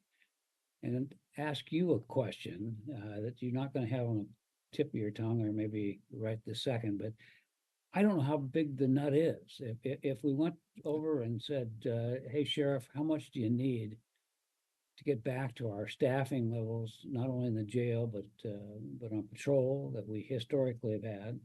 If we went to Kevin and said, hey, DA Barton, what do you need? And you've talked about law library being a little short, and we knew that. What is that nut we have to crack? Because unless I take and I put a pencil to it and make some assumptions, I'm not sure I clearly understand. And I think it would be helpful for the budget committee, whether it be in this series the next couple of days or in a future meeting, hopefully this year, but maybe next year they'll do it, to understand clearly that the challenge is going to be significant. And if the challenge is simply to say, how do we find enough duct tape to keep it together another year until we're out of duct tape? Or is it to say, what do we thoughtfully need to do to start resolving it? What are the revenues that we need? And I'm not even sure after this is, I guess, my 40th budget for the county that I've looked at. I'm not sure I really know with the expansion of costs and personnel what exactly we're going to need in terms of dollars. So if I know you're going to take a break here in a minute, but if you could come back and maybe share not only with our commission but with the budget committee, how big is that number? What do we need to be looking at so they can be putting that in their mind and start working towards some solutions? Thank you, Commissioner Rogers, for the question. I don't think I have a dollar amount. I might change your nut analogy to the elephant analogy and talk about taking small bites of the elephant. But as we worked with your board last fall in lifting up the Public Safety and Justice briefing paper, it's such a comprehensive system that if you were just to say, okay, Commissioner Rogers, we're going to add this dollar amount to this department, it might have a negative impact on the rest of the ecosystem. And so I think you really have to look at this like comprehensive, where can we realize efficiencies? Where can we realize collaboration? What projects do we have in front of us, such as the jail expansion, community corrections expansion? That's a different dollar amount. And so I think I'm not answering your question very well or very articulately. I think that we continue to look at where our needs and our gaps are, and we devise strategies and plans to put things in place in the next few years that supports better funding strategies that we can rely on year after year. I know Tanya's, I can see your, jump in, Miss Angie, please. You can see my goldfish Yes, moments it's of good. my mouth opening. So I just want to provide a direct answer to Committee Member Rogers. Even after 15 minutes, we can't come back with what that comprehensive number is. So I just want to just directly state that. Part of that is because that continues to move. And I'll just lift up one of the most recent areas, the community corrections and the contact standards. That was new as of this last year. So that's another layering of the onion that we've received. We are doing work to get that number in several ways. The board has had discussions on the renewal replacement of our local option levy. Will need to be a robust financial component for that levy planning. That will be informative to your question, Commissioner Rogers. We are undergoing, as was discussed, the jail capacity study, which will inform what is the cost for operating and capital needs for the jail. We have just completed the county's very first ever facility condition index, which has informed us of our deferred maintenance. So there's many pieces to this puzzle that are kind of the threads that are weaving together into our long-term budget transformation approach. I can say from my perspective or my seat, once again waving that cautionary tale, I'm projecting next year, unless we have new revenues, additional reductions, because with inflationary cost, even as projected, continued just catching up to the mandates that we've experienced, we're at bone, and I used bone in my budget message conversation with you on April 29th. So under the board's leadership and guidance, we are taking those threads to weave a tapestry, but this is multidimensional, and it feels at times the waters or the sand shift underneath us when there's new requirements, and also response to our changing demographics. We talked about juvenile services, the change just that we saw in this last year of increased violence, increased cases. And so this is an ongoing conversation. I do hear, your desire to help ensure that the budget committee is informed through the year, not just at this point in time in the budget committee process. I'd like to say one more thing, and that is that I appreciate that answer. It is a complex problem. It's very technical, and it does push at a lot of different revenue sources with a lot of different programs. But the chair said it a minute ago, and I mentioned that, and she's right. Unless we elevate the conversation and continue to stress that we have a difficulty, and you and I have talked, and Greg Munn, you and I have talked many times. It doesn't take a genius to figure on $1 billion budget. If we've got about a 1.9 spread between revenue and expenditures, you're going to have a $19 million shortfall every year, no matter what you do. So we've got to take a look on how to deal with that. And our board, I would say, I give them great credit because they have not shied away from this one bit. And they're just looking to see how they go about dealing with, as you call it, the onion, peeling back the numbers. But they have to understand that there are roles for them, and there's roles for the budget committee, other than once a year, than just kind of looking at it. So I applaud Aaron, I applaud you, Tanya, for what you're doing. I applaud the board for tackling the problem. Now we've got to be really sincere about looking at how we go forward. So I'll stop with that. Commissioner Rogers, this is Catherine Harrington. I just want to contribute that as we move forward with the public safety local option levy planning, as we move forward with that, and then in the future for the ESPD planning, we're going to have to be cognizant of the service levels we have today, the service levels that will be needed 6 years out, and how do we build from here to there in all aspects of public safety and justice. We're going to have to, through that process, do a top to bottom, no, a bottom to top and a top to bottom look at what is needed in all of those aspects. So that's part of the planning effort that we're just initiating now. So I wanted to make sure that I brought voice to that because while it's going to take time for us to do such an examination based upon our community service level assessment across the organization, we do have this one whole large functional area where we are going to be digging deeper and figuring out how do we go from current mode to future mode, knowing full well that we're already struggling to meet those state mandates. And there will be sessions over those 6 intervening years that could make the problem harder.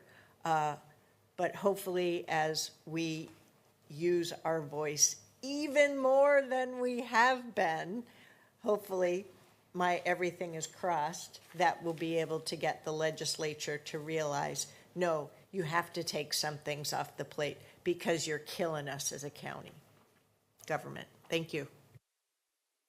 I just wanted to add a piece here as a lay member of this budget committee. We've been just talking about how complex the county is, how complex the budget is. And we were just talking about, the public safety and justice ecosystem is just one of the many ecosystems that we have, and getting our arms around that, understanding where we are and where we need to go, all the complexities of it. And for us lay members, I had the opportunity and the pleasure to be a part of the PSCC, Public Safety Coordinating Council. So I got a better understanding of this whole ecosystem, the public safety ecosystem, and kind of what's going on here, more than some of my lay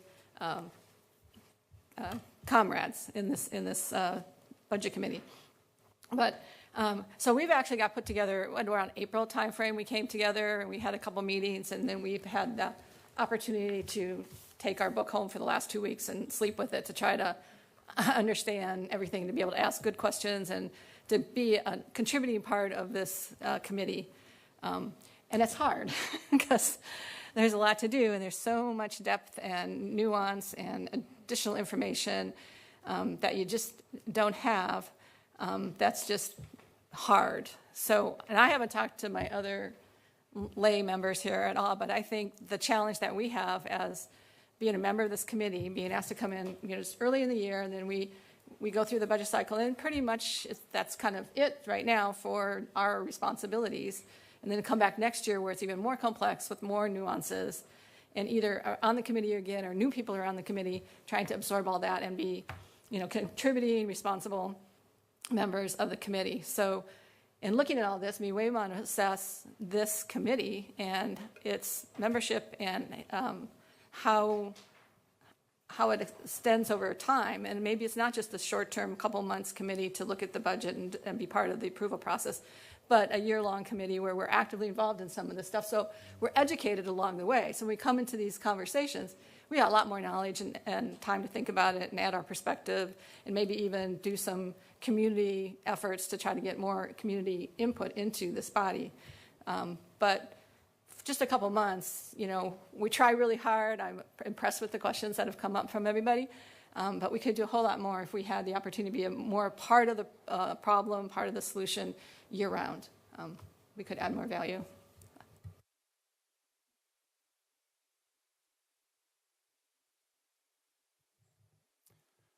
Thanks, everybody. Any more comments or questions on this one? Good job, Erin. Thank you. Thanks. So we're pretty far ahead. Do we want to still take a break at this point? Yes. Okay. We had a working lunch. All right. Sounds good. 15-minute break. Marnie's coming back.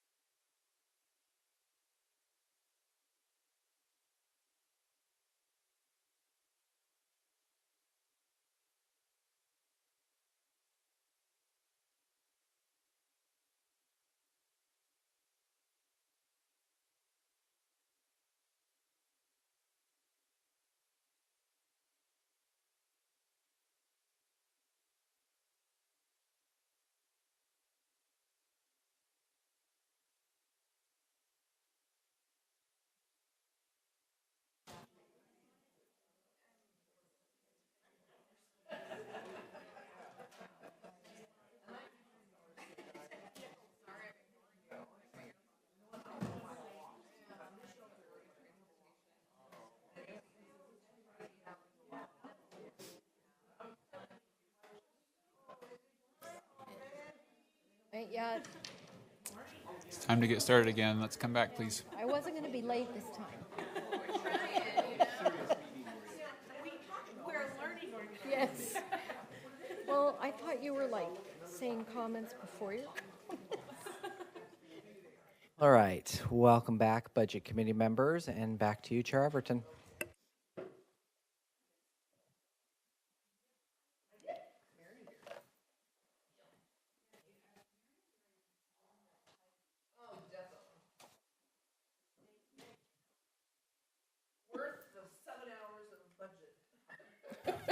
So First day.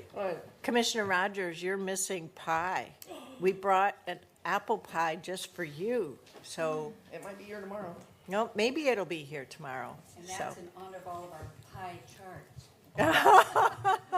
So any staff members, if you haven't gotten your pie yet and you would like pie, it's just right back here. Please help yourself.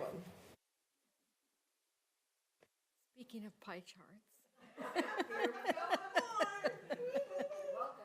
Let's see. We're just missing one. Should we go ahead? Yeah, we'll go ahead and get started then. Yeah. Anything before we get started, Ms. Angie? No, I'm we're going sorry. to go Okay, right we're gonna into go straight general to it. government now. All right, general government. Ms. Kyle, thank you. Thank you, Sorry, Ms. Chair Everton and Budget Committee.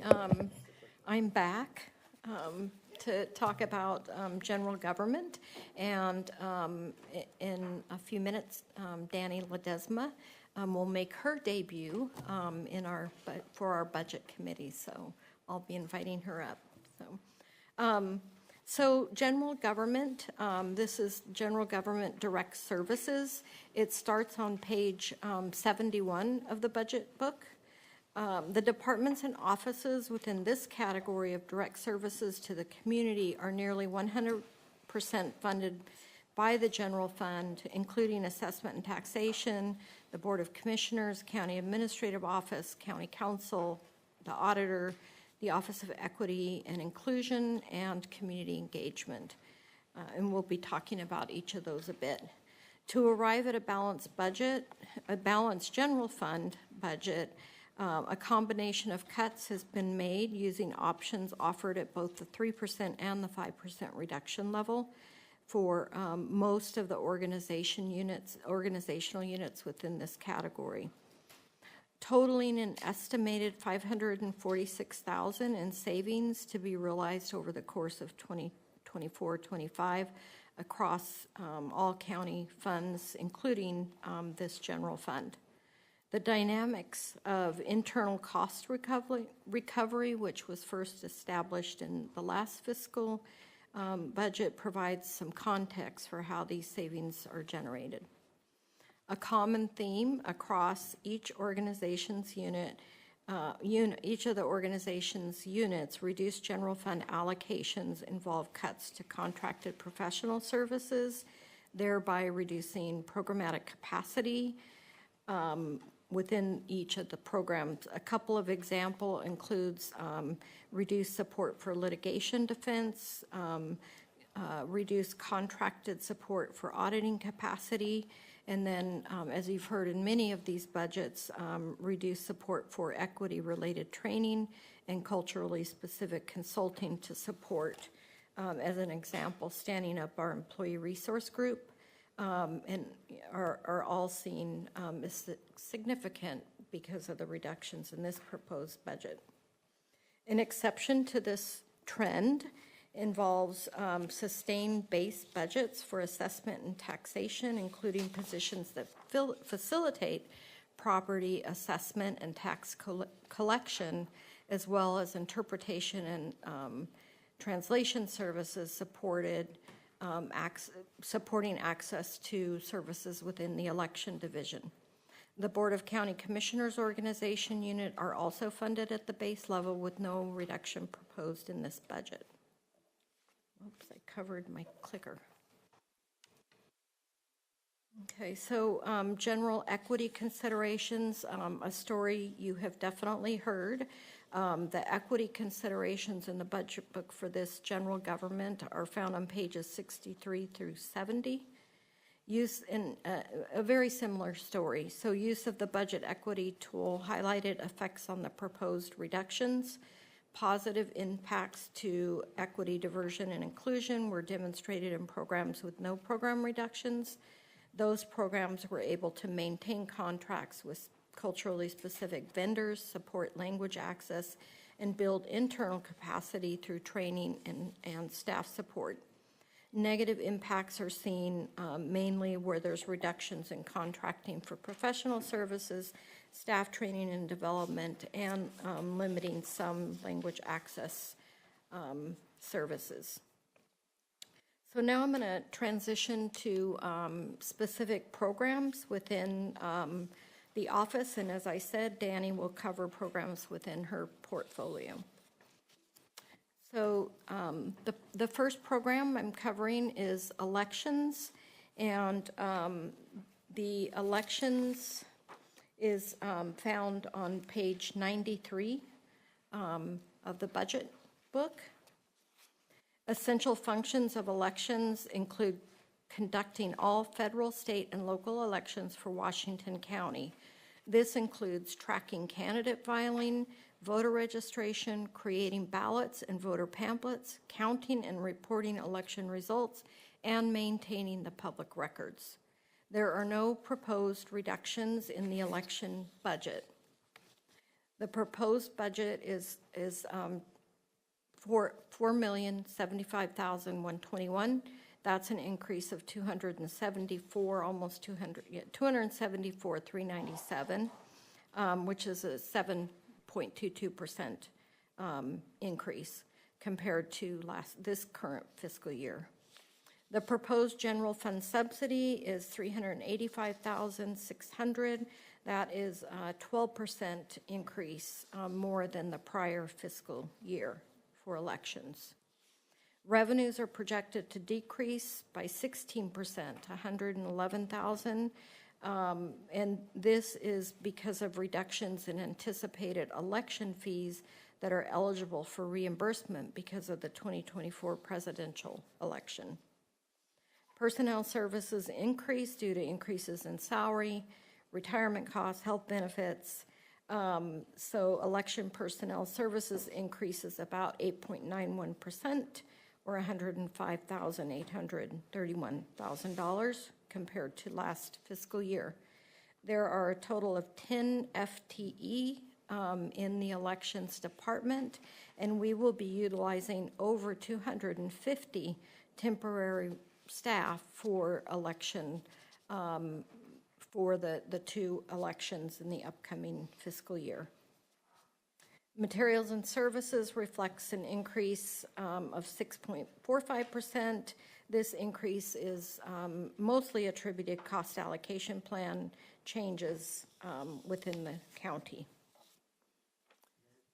Yes, sir. So I know that Portland's change in ranked choice voting is going to have an impact on this. So is that included in this budget, and do you happen to know approximately what that's going to cost us? I don't have a cost. I can get to that, but I am going to speak to that a bit. Okay, thank you. So, and the bulk of the cost really is falling on Portland. We're using their counting equipment. But there is some additional work for us to do in this process. Thank you. So looking at equity, the proposed budget advances the county's equity and inclusion priorities in this elections budget because it provides sufficient funding for comprehensive voter education and outreach program, ensuring that voters are well informed about candidates, ballot measures, and election process. The proposed budget helps bridge language gaps and ensures diverse communities can participate fully in the electoral process. The budget allows also for bilingual staff to provide translation and interpretation and effectively communicate with voters in various language, again, promoting understanding and inclusivity. Quick question, and feel free to answer this later. The county has a county voters pamphlet, and there are some fees associated with submitting material for the voters pamphlet. Is there sufficient cost coverage, or does county general fund have to go into supporting getting that developed, printed, and distributed? That's a great question, and I will answer it later.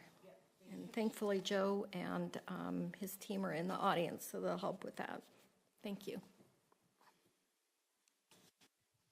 Okay, so just a couple of highlights. As you are all very well aware, Washington County has certainly seen significant population growth since 2010, and the number of registered voters that we have that we serve has grown accordingly. The motor voter law, which took effect in January of 2016, also increased the number of citizens on the voter registration rolls. Motor voter creates a voter registration record for all eligible persons unless they choose to opt out. So you can see the numbers up there that show the average growth of population around 1% during these 3 fiscal years, and the voter registration of almost 4% per year.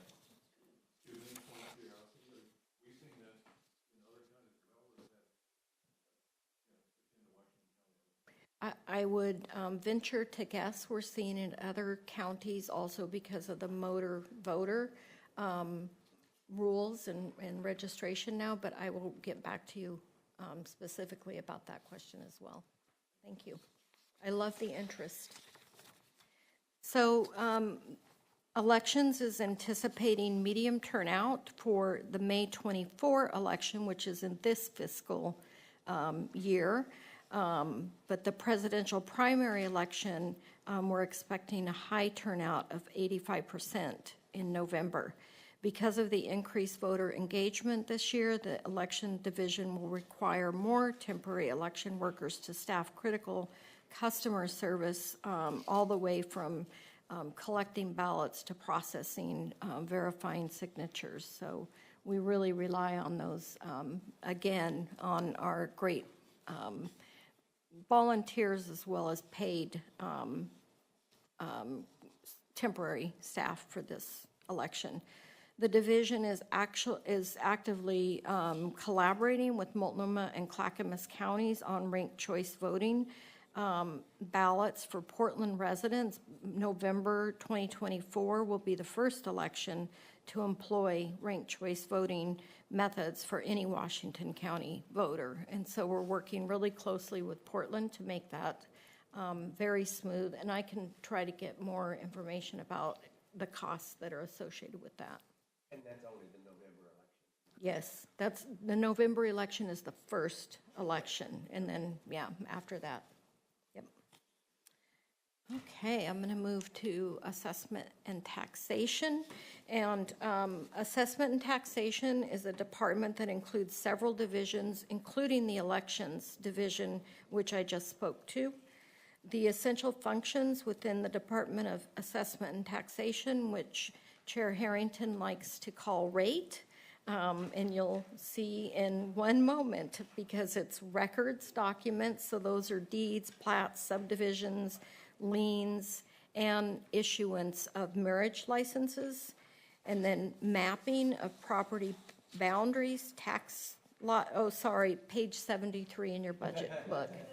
I can hear the flipping, the looking. It's back a couple of pages from, yeah.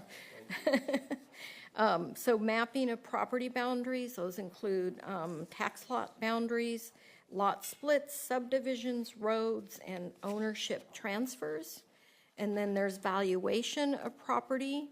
That includes reevaluations, new construction permits, expert witnesses for appeals, sales verification, and ratios. And I have to say, don't ask me what ratios means because I'll have to ask Joe.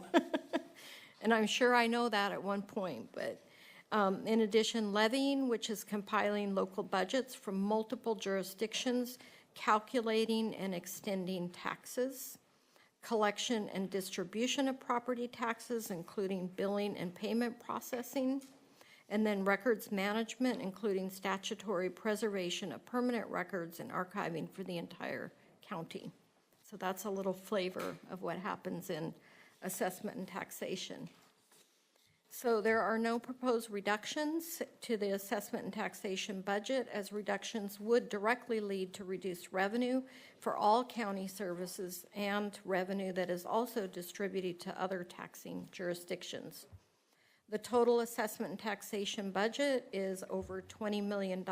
That's an increase of 1.3 or almost 7% compared to FY 23-24.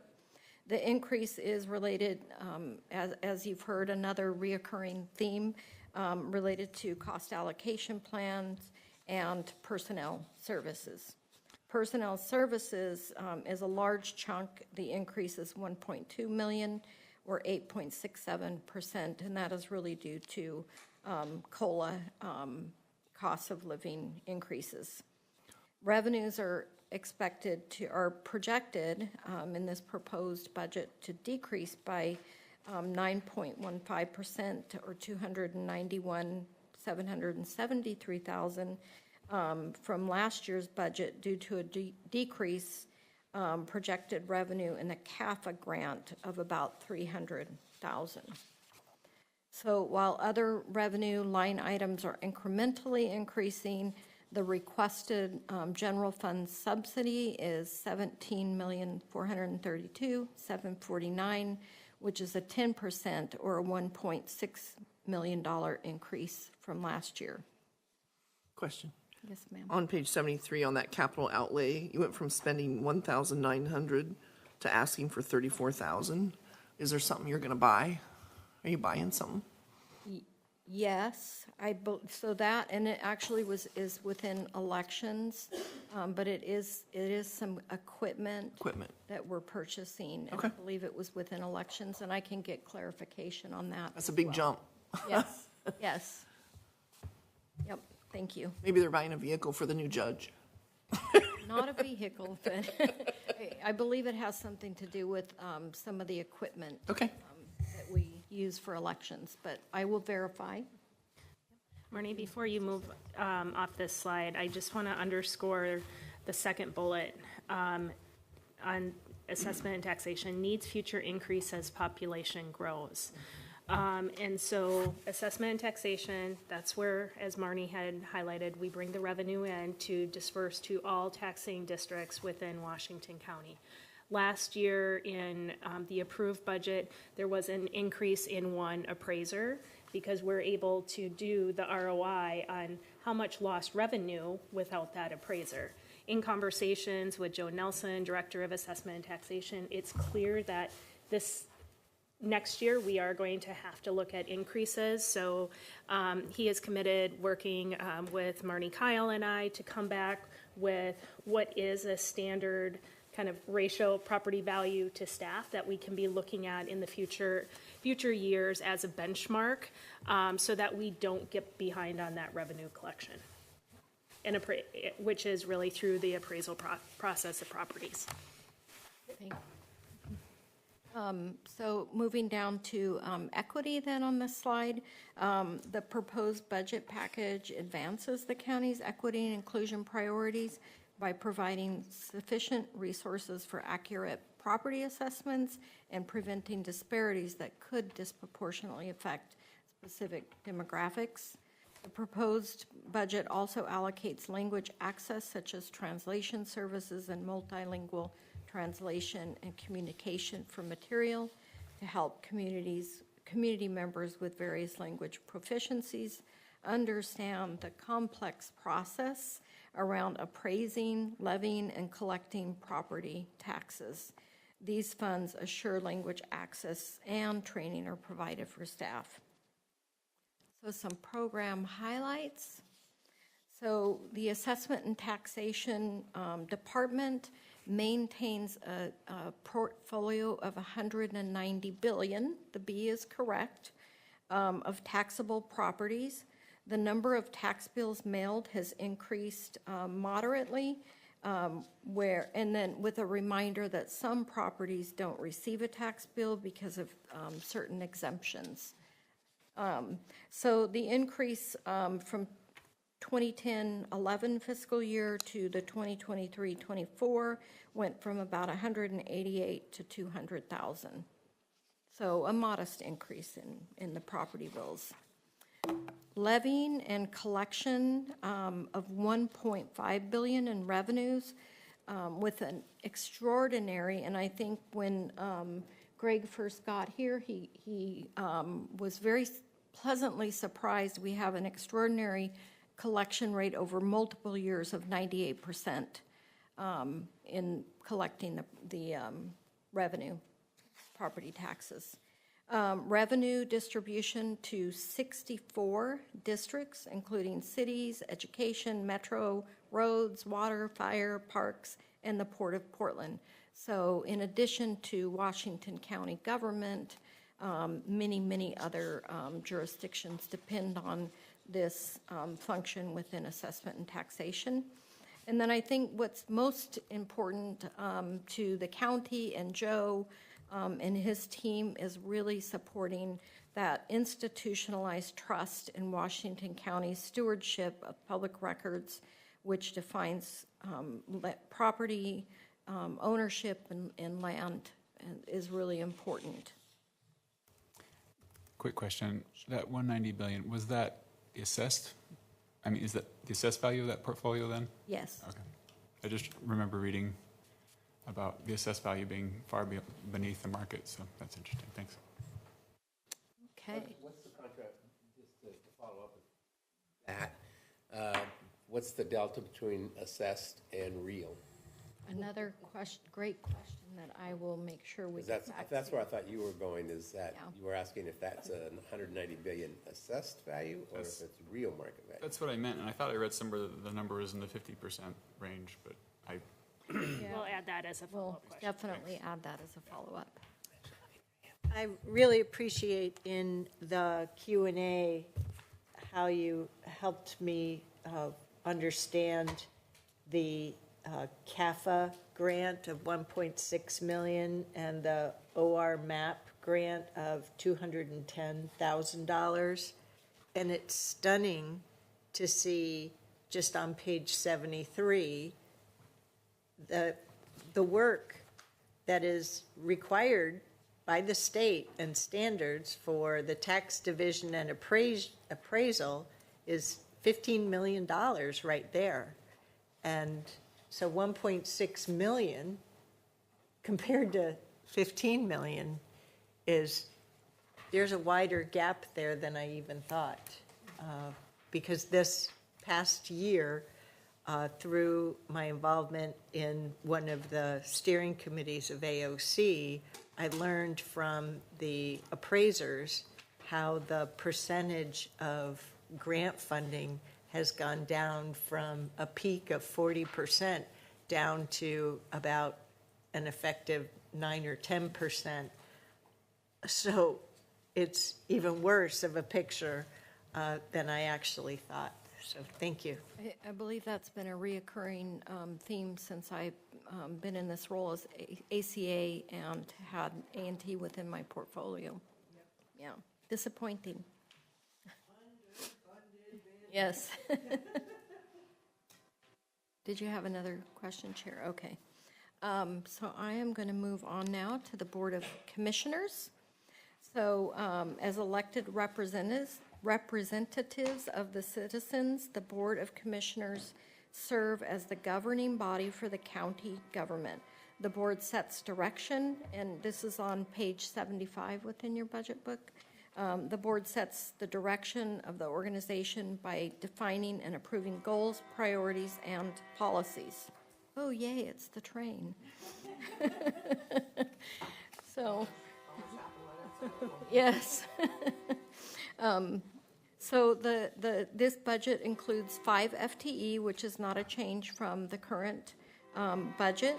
Revenues increase 4% to reflect the COLA. Do you need me to wait a minute, or can you still hear okay? Okay, yeah. So, had to happen to somebody. It'll be there soon, yes. I don't want to give you too much time to think of hard questions, though. Okay, I think it's mostly passed. So, as I was saying, this budget this fund includes 5 FTE, which is not a change from the current fiscal year. Revenues increased 4% to reflect the COLA. Expenditures also increased to support the recommendations of the Salary Commission.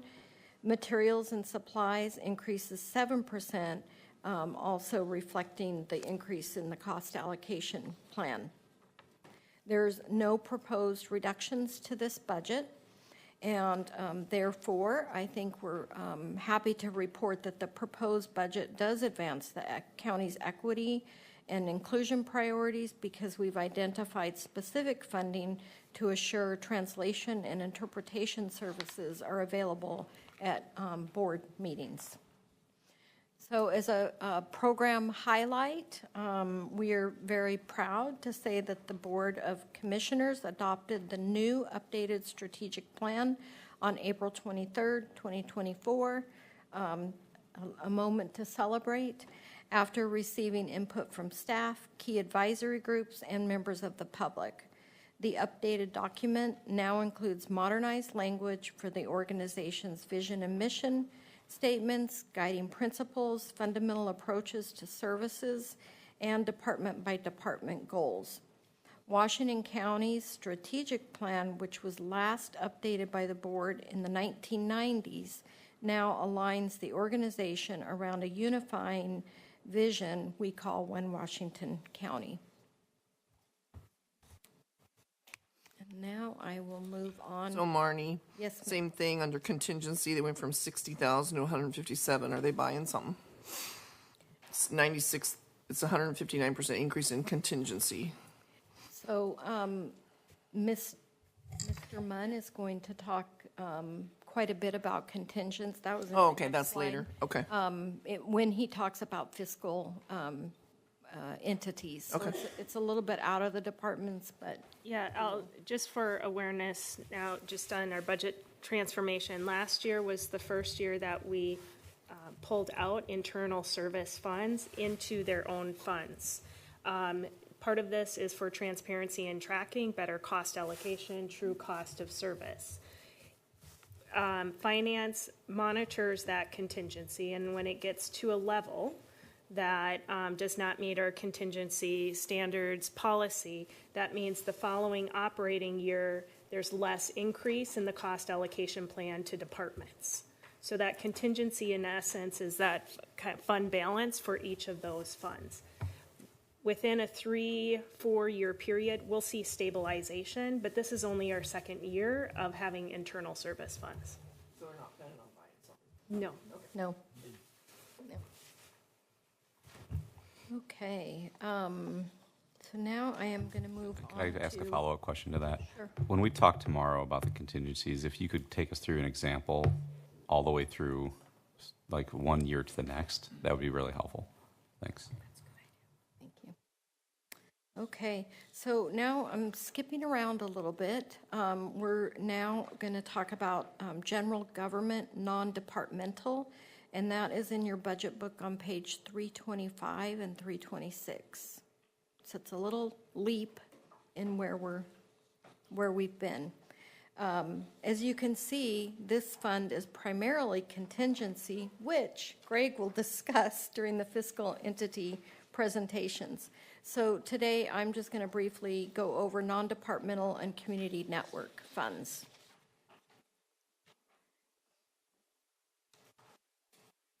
So non-departmental, this encompasses all countywide miscellaneous funds not attributed to a department.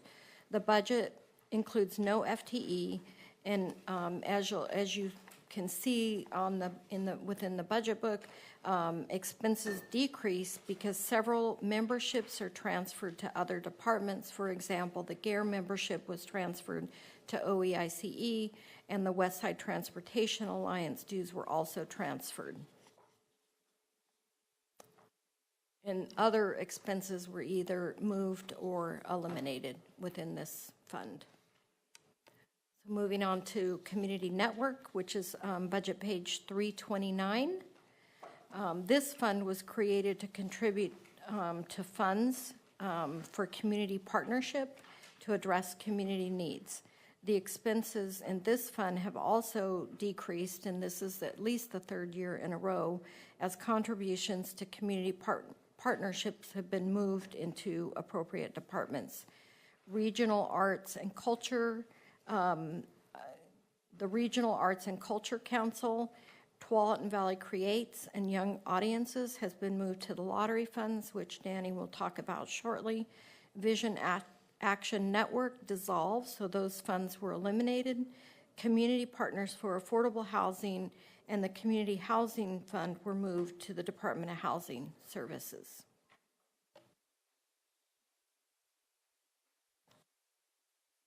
So now I'm jumping back.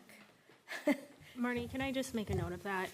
The county holds several contracts with our community-based organizations throughout every department. We see our community-based organizations as a conduit of service delivery. I think we've touched on that a bit with our discussion of housing and human services. These funds were just, in essence, a general grant for these organizations, but we contract for services. For example, Central is on this list. There are several contracts with Central Cultural across Washington County. So that's not to say we are not in partnership or contributing to community-based services, but just as we've had to reduce expenditures, we have to look at our partnership or contracting with services. We have also moved contracting to realize that true cost that community-based organizations have of delivering the services that we're expecting them to deliver within our contracting guidelines. Okay, so now I'm jumping back to page 81. Yes, of course. With that, what was going on?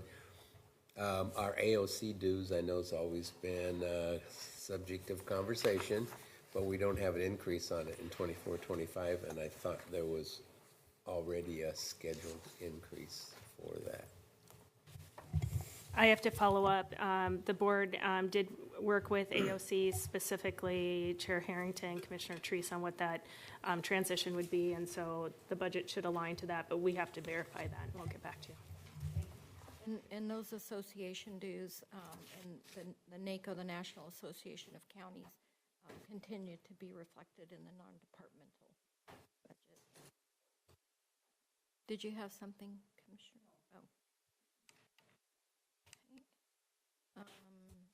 Oh. Okay, jumping back to page 81 in the budget, the auditor. So the county auditor is a chartered, mandated elected office which serves to independently evaluate the effectiveness and results of county programs and activities. The mission is to promote government accountability, public policy, and county services through impactful audits and analysis. The auditor's office has 3.0 FTE, which is not a change from the current fiscal year. Revenues and expenditures increased slightly, which is primarily due to personnel costs, and overall the budget has an increase of resources of $200,000 entirely budgeted in contingency. This is because a contract for outside audit services will not be in place until after the current fiscal year. So this is another example similar to what I spoke to in Office of Community Development, where the funds were in the current fiscal year and they're being transitioned to the proposed 24-25 budget. Reduction impacts. So the county auditor requested 2.0 additional FTE and related materials and services costs. She reports that her office is understaffed compared to other regional auditor offices for the service area population. These positions we were unable to grant in the proposed budget, and as you've seen and will continue to see, we have FT needs across the county that we were unable to fund based on the current budget constraints. There were 3% reductions to the auditor's budget, which does impede progress towards the county's equity goals. So a couple of program highlights. As you can see on this slide, the auditor has the following office priorities. And I won't read them to you because you can see the slide. The planned audits for 2024 include 2 audits that are currently underway, the ARPA Workforce Development and MISTIP Risk Assessment audits. In addition, the office is planning to look at grants management, ITS, identity and access management, cash handling, and the emergency rental assistance programs. Okay, I will move on to County Counsel. So the Office of County Counsel provides legal services to assist the Washington County government in achieving its goals and resolving legal and contractual issues. They do this by drafting county legislation and representing Washington County in civil litigation and administration of county code and enforcement during proceedings.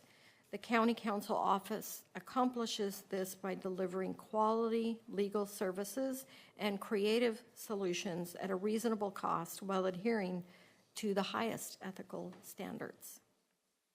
The proposed budget reduces 1 FTE, so they're reducing from 16 total FTE to 15. Revenues increased by 5% related to cap costs, and expenditures increased mainly related to personnel costs. So there was a 3% reduction, and that is what led to a decrease in materials and supplies and reduction of the 1.0 FTE vacant paralegal position. In addition, County Counsel made a request for additional FTE similar to the auditor's office, including the need for an additional attorney. And like the county auditor's office, we were unable to support that request because of the budget constraints. The 3% reduction does impede continued progress towards the equity goal. And I wanted to share some of the novel cases. So workload and novel litigation continues to increase, and public record requests and challenges to public records continue to increase. The slide above shows some of the novel cases that County Counsel has been involved in. And so many of these have become national cases that are really setting precedent for not only our county, but the state, and even more far-reaching. And again, I won't read them because you can see them. Okay, so. No, these are over, but they're all continuing, so none of them have been completely resolved. The tobacco, for example, the flavored nicotine ban, I think that's been at least 3 years, maybe more. Yeah. So they're ongoing. Yep. Yeah. Yep. Yep. Appeals and court process, and yes. Yes, and those are just the biggies. Yes. Yes, there's many other that they represent us on. Okay, so now moving on to the County Administrative Office. So county administration includes several programs that act as the administrative arm of the Board of Commissioners. This is page 77 in your budget book.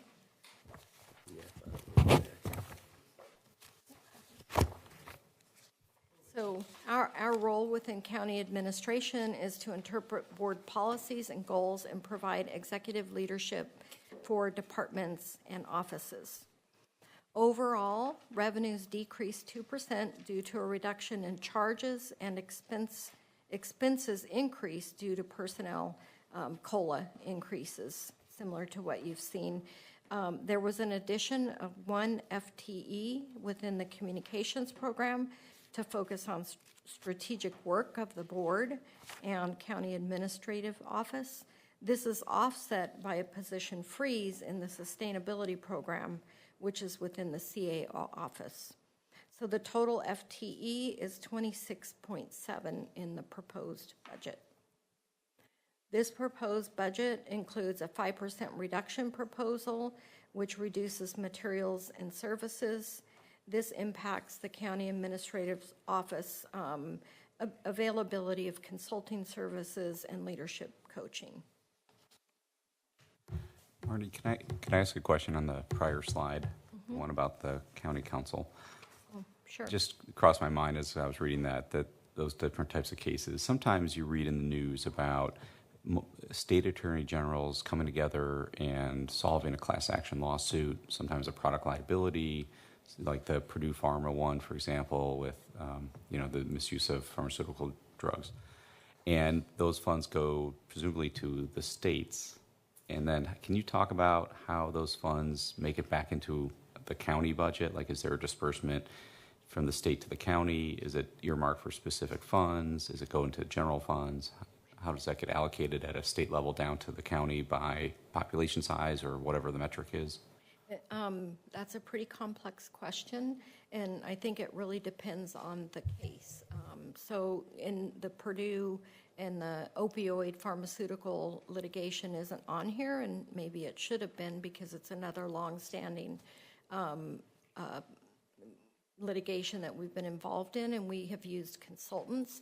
And like in that case, there was some agreement between the counties and the state about where those funds would be distributed, and sometimes that's decided even at, I'm kind of looking at Brad over there, but sometimes that's decided even at higher levels than the county and the feds, but it would almost be a case by case. And sometimes, like the flavored nicotine ban, it's not really a matter of the county receiving additional funds. It's more a matter of the county preserving our authority to protect the public's health. And we can probably... Yeah, I want to kind of maybe simplify it.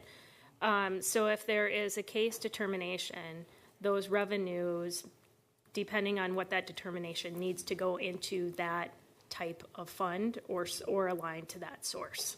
So that's the simple answer without going through case by case.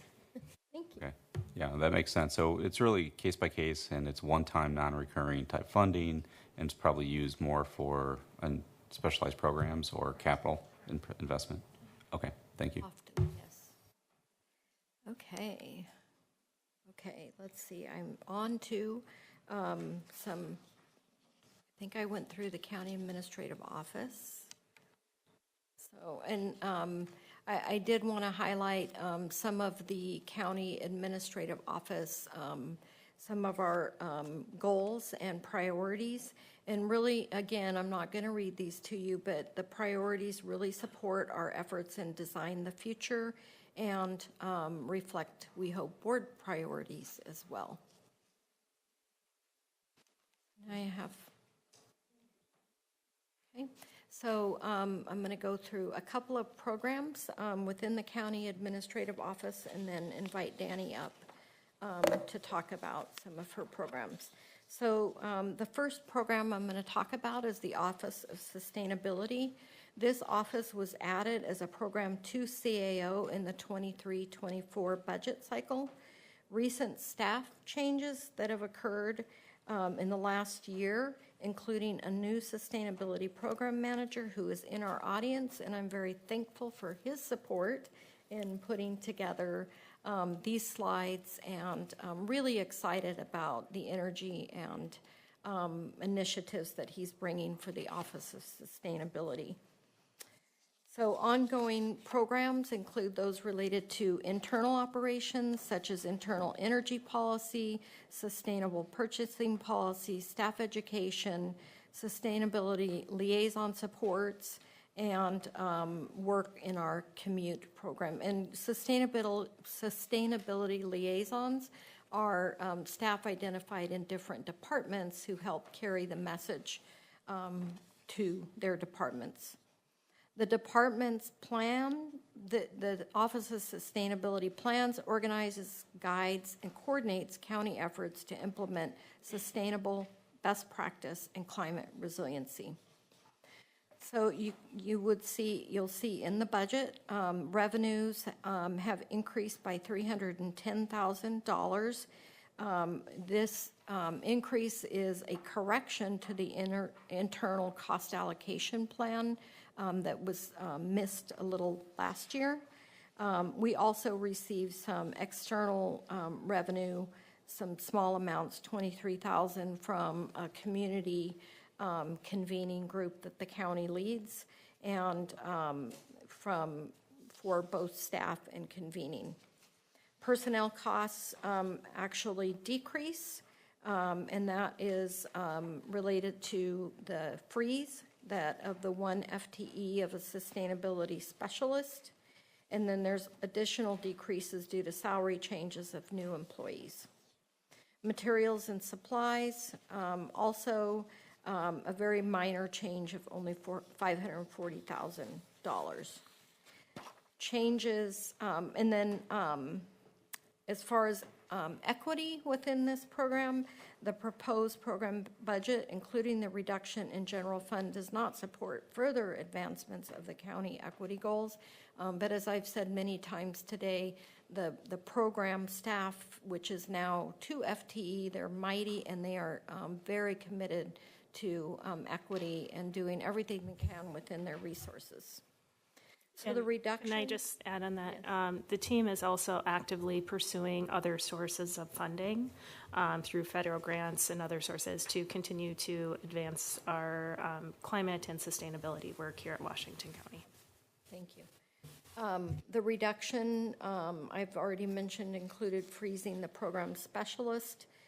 That will require that will lead to some significant challenges within the office to really meet the spirit of the new direction outlined by the Board of Commissioners as staff works to address climate change adaptation and begins an increased focus on community sustainability and internal programs such as the bike loan program, which will no longer be supported, employee suggestion, and the durable dish loan program.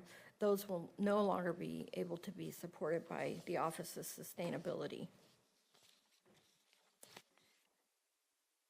The remaining 2 FTE also are being supported because we did add a resource. It's a membership to the Urban Sustainability Directors Network. This resource provides access to training, webinars, peer working groups, and grant writing assistance. So it will help the 2 remaining staff. And, upside down. So the Office of Sustainability, as I said, has new leadership, and they've been tasked by the board to update the scope and strategy of the office to transition from solely internal-facing efforts to incorporate more community-facing sustainability best practices. And this includes continued partnership with public health to develop a well-rounded climate adaptation plan and meet the needs of the public health modernization while maximizing community benefit. To address this new scope, the Office of Sustainability is prioritizing automation of many internal sustainability tasks and data collection to help with that change. The Office of Sustainability is transitioning to a more community-facing role that's outcome-based thinking, and that's becoming increasingly important. The following outcomes have been identified at this time and will continue to be refined in the coming months as the office updates its strategic plan. So the outcomes that we're working towards are realizing financial savings, conserving natural resources, improving community resilience, increasing access to sustainable resources, promoting environmental justice, improving public health and quality of life, and protecting ecosystem.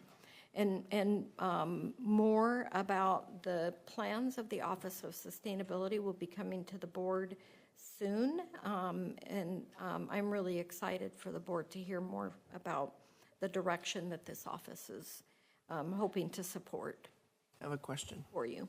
Yes. On page 78, this economic development from 280,000 to 346, are there any deliverables from that you could give an example? What is that actually accomplishing for us? So Danny is going to join me in just 1 second and talk specifically about economic development. Perfect.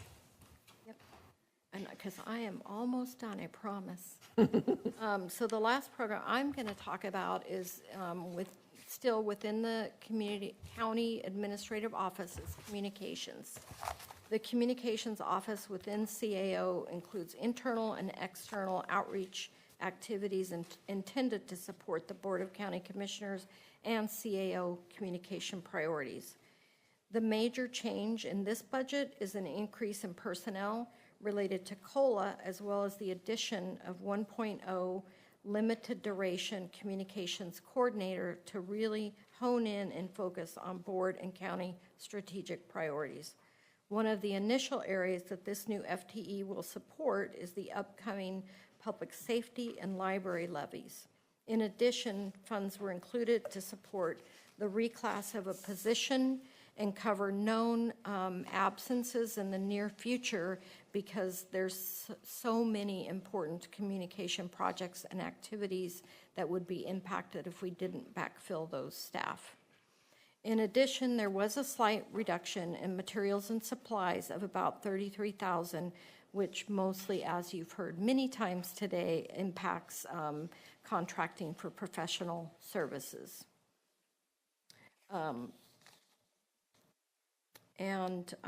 I believe now I would like to invite Danny Ledesma to join me at the table, and she will talk more about OEICE and ECDEV. And I'm going to stay here because I'll be back. So Marty, this is Danny's first visit to our budget, so are we going to introduce her with a little bit more depth? Yes, this is her inaugural budget presentation, and she will be fabulous, and I'll let her introduce ourselves. You've been with us for about 6 months now?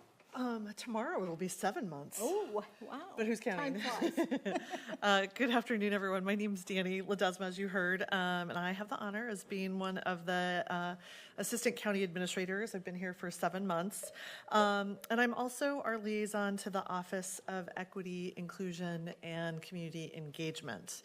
In its 4th year of operations, this office is just one area, although a very important one, throughout the county that's responsible for implementing the vision of the board's equity resolution that was passed in 2020. So this budget that starts on page 113 in your budget book reflects a time of both great opportunity and some transition at the office. I want to acknowledge and thank the leaders within the office who, some of them are here today. First, our 3 managers, Fathi Karshi, Ashley Horn, and Amanda Garcia Snell. And then we also have our language access coordinator, Toby Lyons, as well with us here. So I'm assuming that they're standing up and they're taking bows right now behind me. I also want to give special thanks to our interim CEIO, or Chief Equity and Inclusion Officer, Dora Perry, who served in the interim leadership capacity for the past 9 months. So still early in its formation and amidst transition, this year's budget proposal represents both a revenue increase of 2% due to the increase in the cost allocation plan, as well as a 5% decrease applied to materials and services. So to talk about what this looks like, I'm going to focus on the work of how the work of the department is evolving and coalescing into 3 program areas: community engagement, equity and inclusion, and civil rights. So on this next slide, you'll see an updated organizational chart that reflects that organization of the office, as well as how each program area is funded.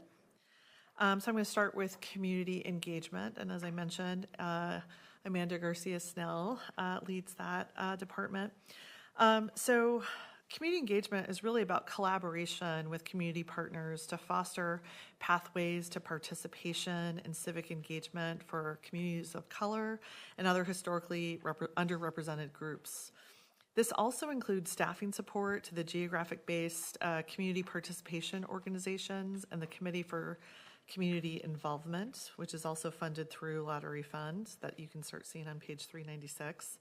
And throughout the years, and in this last year, the team has really worked hard to expand diversity and support inclusion among the county's appointed boards and commissions.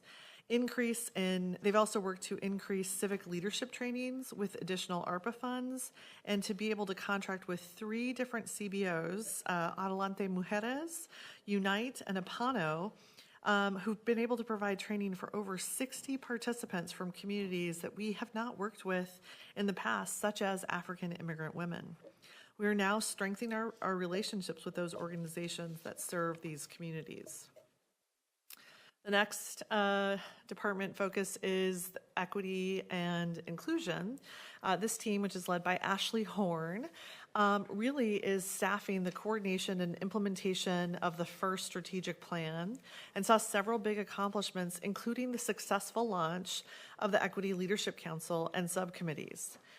That not only provides a centralized space for county staff to build capacity, learning, and tools to advance equity within the county, but they also provide space for leadership development, connection, and belonging amongst county staff that often grapple with adaptive challenges that you've heard a little bit about today that come along with this important work.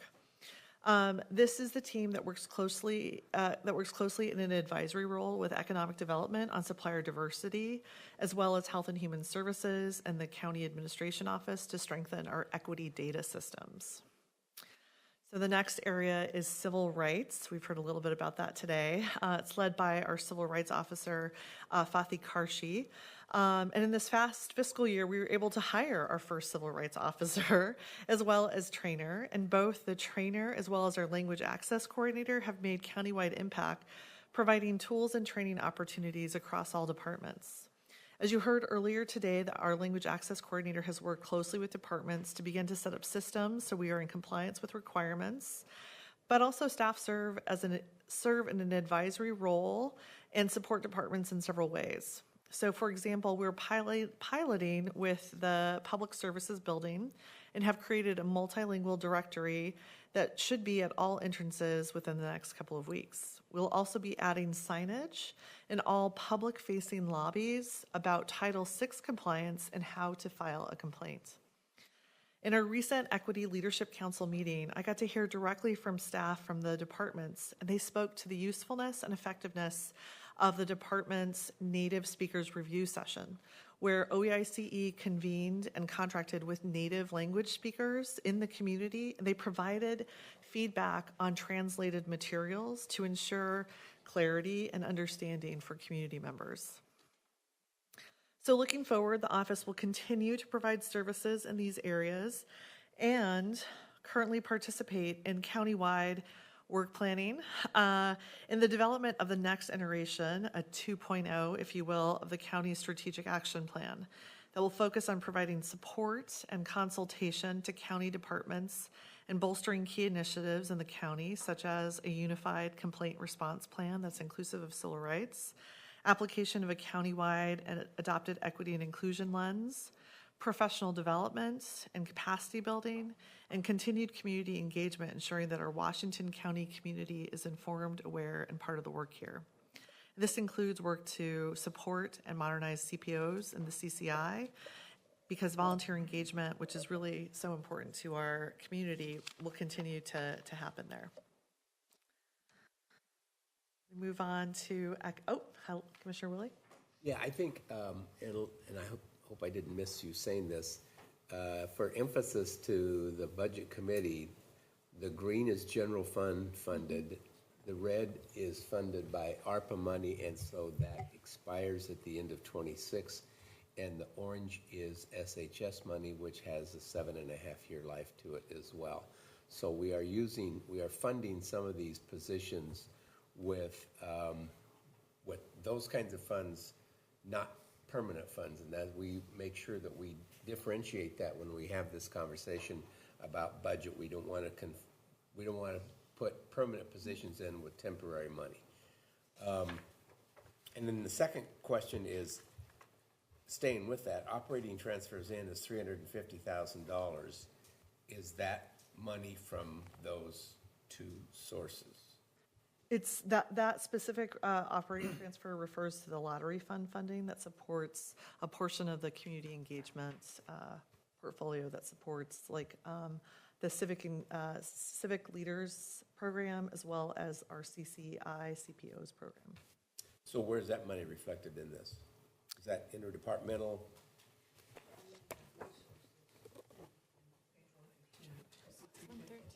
Oh, okay, maybe I didn't go to the right page to do that. You'll also see it on the lottery fund, which is on, you'll 396 and 397, and we'll see that in our next couple slides.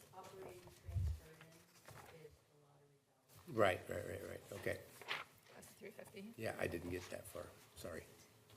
So one point of clarification, the green is actually internal service fund, not general service fund. So the equity office is an internal service fund.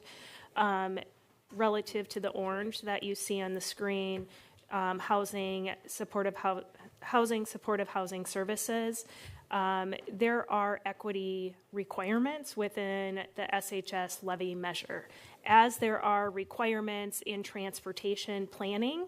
And so you will hear more about the equity positions from Danny tomorrow during the land use and transportation program.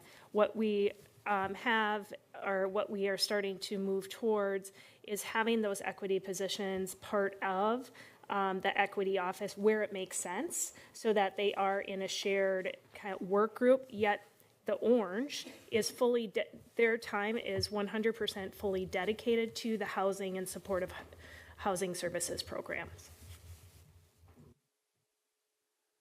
I had a question. I think it was something you might have said a few minutes ago. An equity data center? Or can you tell me more about what that was? I may have not remembered the term right, but what was that? Oh, so there's a couple of ways that we're trying to build our capacity in data and equity. So right now we have in the equity and inclusion department, there have been some efforts to do a baseline assessment of where the county is in terms of our ability to have equitable data systems. We also are working in collaboration with Health and Human Services and CAO to think about the different ways that we disaggregate or don't disaggregate demographic information. So there's a couple of different strands of work that are there, and we'll continue to build on that over the next few years. Okay, thanks. If I can add to that, really taking a one Washington County approach. You heard earlier from Ms. Calvert during community corrections how they're looking at data and who we serve, what are the outcomes of that data. Community corrections is just one piece of how we serve that individual or community member. So this is really looking at our data systems across the county. Where can we have consistent data collection, what we're collecting, so that then over time we can move into what is called a data warehouse, where there's sharing of that data appropriately and adhering to, and I'm looking at Marnie right now with HHS, HIPAA standards, various standards, but so that we can continue to have data informed decision making, whether it's policies, program, or budget moving forward. Is some of it available publicly then, or is it? That publicly available data, we don't have an open data dashboard. We are nowhere close to that point. We are really at the infancy, and one of the key aspects is some of our investments we're making in our IT systems, such as our enterprise resource planning system. The data effort that Danny is mentioning connects with our ITS, our Information Technology Strategic Plan, and looking at data classification systems then you get into collection, then you get into warehousing, and that ultimately can get to open data platforms. Okay, thanks. All right, I'm going to move us on to economic development.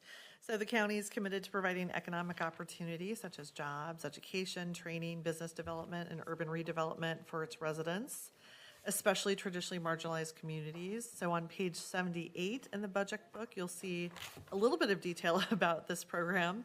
And I want to acknowledge that our work in economic development is led by Matt Craigie and an amazing small but mighty team of 3 more. Elisa, who's here with Matt, as well as Adrian and Christian. And so I want to talk about some of the work that they're doing. So economic development has 3 primary program areas. So the first is workforce development. And in their recent ECDEV report, and looking at the time period from July of 2022 to September of 2023, over 120 youth were placed in summer youth employment programs. In addition, over 145 workers completed sectoral job training programs, and there were 78 placements in that program. Additionally, in small business development and capacity building, so in that same time period, 579 small businesses were supported with one-on-one support and business coaching. The third area is broadband, where they're working to build out the broadband investment strategy. And I want to talk about broadband because it really highlights the role that the economic development team plays and takes in this work. The first pillar is really fostering collaboration. So in their broadband work, they're working internally to convene and to work on issues such as like digital access and digital literacy with multiple different departments within the county. They also take to multidisciplinary problem solving, and so looking across different jurisdictions, thinking about how to build out rural infrastructure for broadband, and sort of helping to continue to be that collaborator and to provide that multidisciplinary problem solving. I want to talk about equity. Of note is that economic development is a little bit different, where equity really is part of and baked into the work that the team does. It's really making sure that programming places an emphasis not just on growth, but really making sure that the distribution of that growth seeks to improve upward economic mobility, to offer pathways for all communities to build wealth and generate opportunities, particularly underserved and marginalized communities, especially Black, Indigenous, Latino, Latinx, and other communities of color, including immigrants and refugees. The work of the team is primarily funded through ARPA, with smaller investments in general fund and lottery fund. So let's talk about the lottery fund. So on page 396, which is a little bit of a leap over in your budget book, the lottery fund, you'll see we'll talk about how the lottery fund is specifically allocated to economic development programs. So of note, the economic development team has worked with partners and the county administrative office to really sort of examine and look at prior lottery fund investments and to begin to do the work to place those investments into 3 focus areas that align with the goals of the economic development program, and to also make sure that we're continuing to develop outcome-based contracts with partners. As a result of this examination and the ongoing conversations, you will see a nearly 40% decrease in some programs that fall outside of that alignment.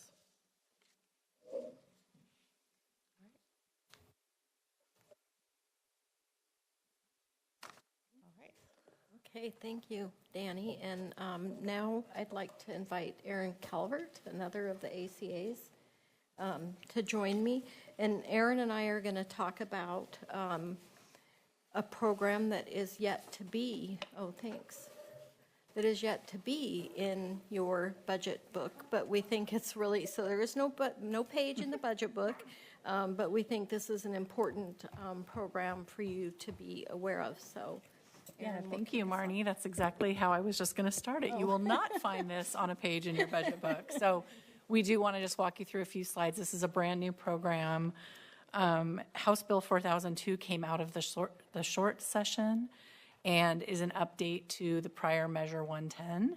And so the charge before us, this makes possession of a controlled substance a misdemeanor, and they're asking counties to develop a program to deflect folks that are cited for possession of a controlled substance away from the criminal justice system and into treatment.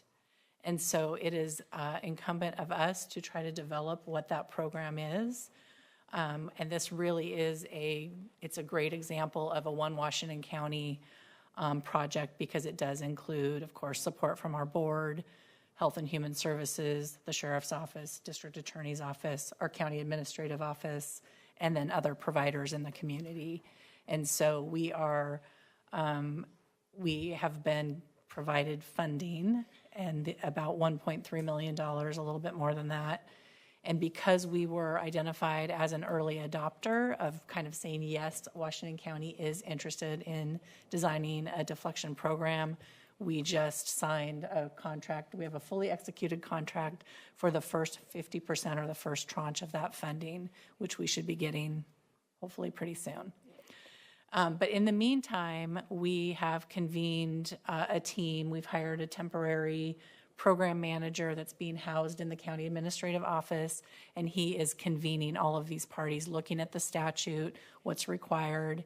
I know Marnie's going to get into that, and working through what kind of program do we want to have. This program cannot start before September 1st, but we are hoping to start it on September 1st. So we have some lofty goals. Let's see, I have the clicker. This is just a great overview slide of what it is that we're doing. We right now are really focused on the deflection program. There is, as part of the system, a diversion program that we will be building. So on the left side in the white box, the arrest, and up toward the blue boxes, that's really where we're focused. And you can see that this is really utilizing a prevention model to get to the root of helping folks get into treatment, get their basic needs met, and stay away from and out of the criminal justice system. But we all have to figure out, what does that mean and look like? How do you get into deflection? How do you get engaged in treatment? How are you successful in the program? What happens if you're not successful? And so we will be walking through each component of this graph up here to design that program. Okay, so thank you, Erin. That was a great overview. So there are required participants to do the planning and be a part of the deflection team. And you can see check marks because we have met those requirements. So we have District Attorney Barton on our team, the sheriff and undersheriff, as well as a commanding officer have been participating as part of the team. And then Behavioral Health Resource Network agencies, we have two BURN, as we call it, or Behavioral Health Network agency providers who are also participating, and our Community Mental Health Program, which is the behavioral health program within the county, within HHS. So both Marissa Mantle and Nick O'Cone are both also participating in this team. In addition, we have other members that are participating in this planning from Community Corrections, and I think so Community Corrections, they aren't required, but they're certainly involved, and many touch points with partners in the community and stakeholders, including local law enforcement and other jurisdictions. Mm-hmm. Yes. Yeah. So deflection is really moving people directly from that citation out of the criminal justice system into treatment services. And diversion is if they're within, so if they've had to go to court, or they're within the criminal justice system, how did we divert them out into, similar into treatment services. And I don't know if you have any. Yeah, I was just going to add, so you are in the court process, but you're trying to resolve the matter at the least intrusive part of the criminal justice system. So they might be in a hearing, but you're still trying to get them connected to treatment. There might just need to be a little bit more teeth or process. So, but you still want to try to resolve that matter at the least without them further penetrating the system at the lowest possible way. And that's where our specialty courts may come into play, is during that diversion piece. Thank you. So as Erin mentioned, we are really in the design phase so that we can implement this program. We're hoping to implement at some level by September 1st.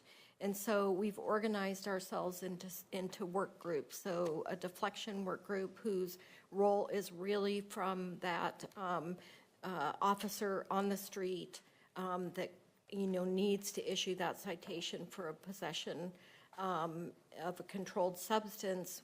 What does that look like? What are the steps? What do they do? How do they notify the deflection team, and how do they support getting them connected with our outreach workers? So that's one work group. The other is law enforcement training, and so this work group is really looking at what do we need to have in place to assure there's standardization across our different law enforcement organizations in training, and therefore the program would be implemented equitably across the county. So then communication, because as you can imagine, there's a lot of misunderstanding about this program, a lot of information that will need to go out both to general community members as well as stakeholders and providers, including law enforcement, including our behavioral health resource network providers, including our elected officials and county managers and city partners. So a lot of communication that needs to take place as we're developing this program. And I would say that this is really two-way communication, because we're out there, we're beginning to get out there and talk about what this program is and what we're working on, but also it's an opportunity to hear from our partners in the community, especially city and law enforcement organizations, and the Behavioral Health Resource Network providers, because they're the subject matters, boots on the ground, and we need to hear from them. What do they think will work, and are we headed in a different direction, and do they have other ideas? So that's really important. Data, we just had a robust conversation about data.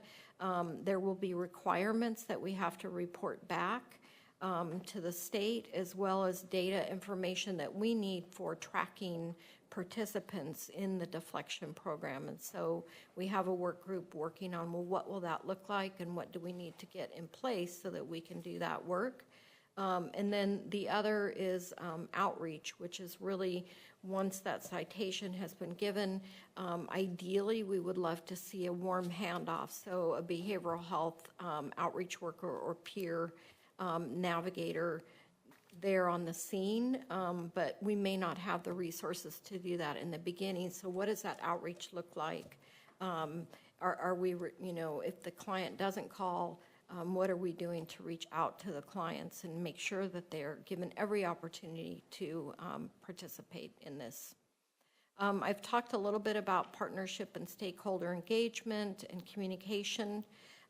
What I wanted to end with is this is a little bit on the slide. It says that we will request addition of this $1.3 million as part of an amendment during this budget process.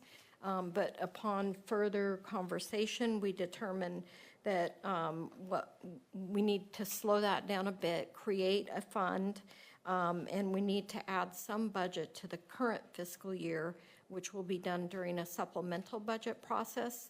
And then we'll also, in addition, in the fall, we will do a supplemental budget process for the budget, the proposed budget. So you won't see this as a budget amendment, but we still thought it was really important that you're aware of this program.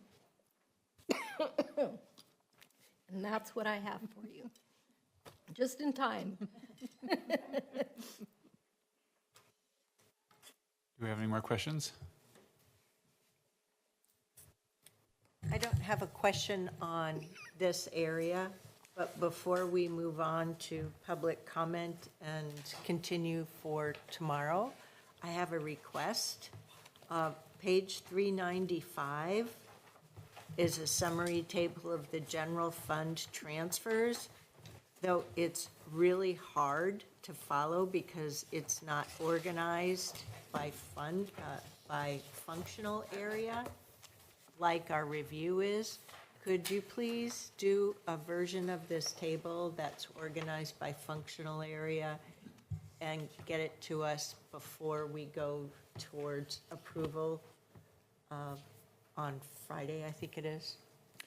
Yeah, I've actually already have it. And I'll send it. Geez, asking you shall receive, huh? And I'll see how well I did in matching them. Yeah, and I can send that out tonight. And also, Mr. Munn will be talking about that during his part of the presentation tomorrow, too. Anything else?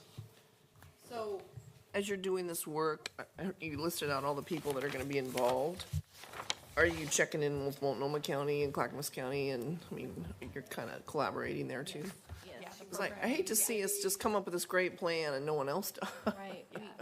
Multiple learning opportunities and networking opportunities, and so Joe, combining Joe Simich has really taken leadership within our large region with the other counties in convening and networking and learning from one another. So it's been great to have him on board. And we're benefiting from Joe Simich's knowledge and expertise. He retired this last year as Community Corrections Assistant Director.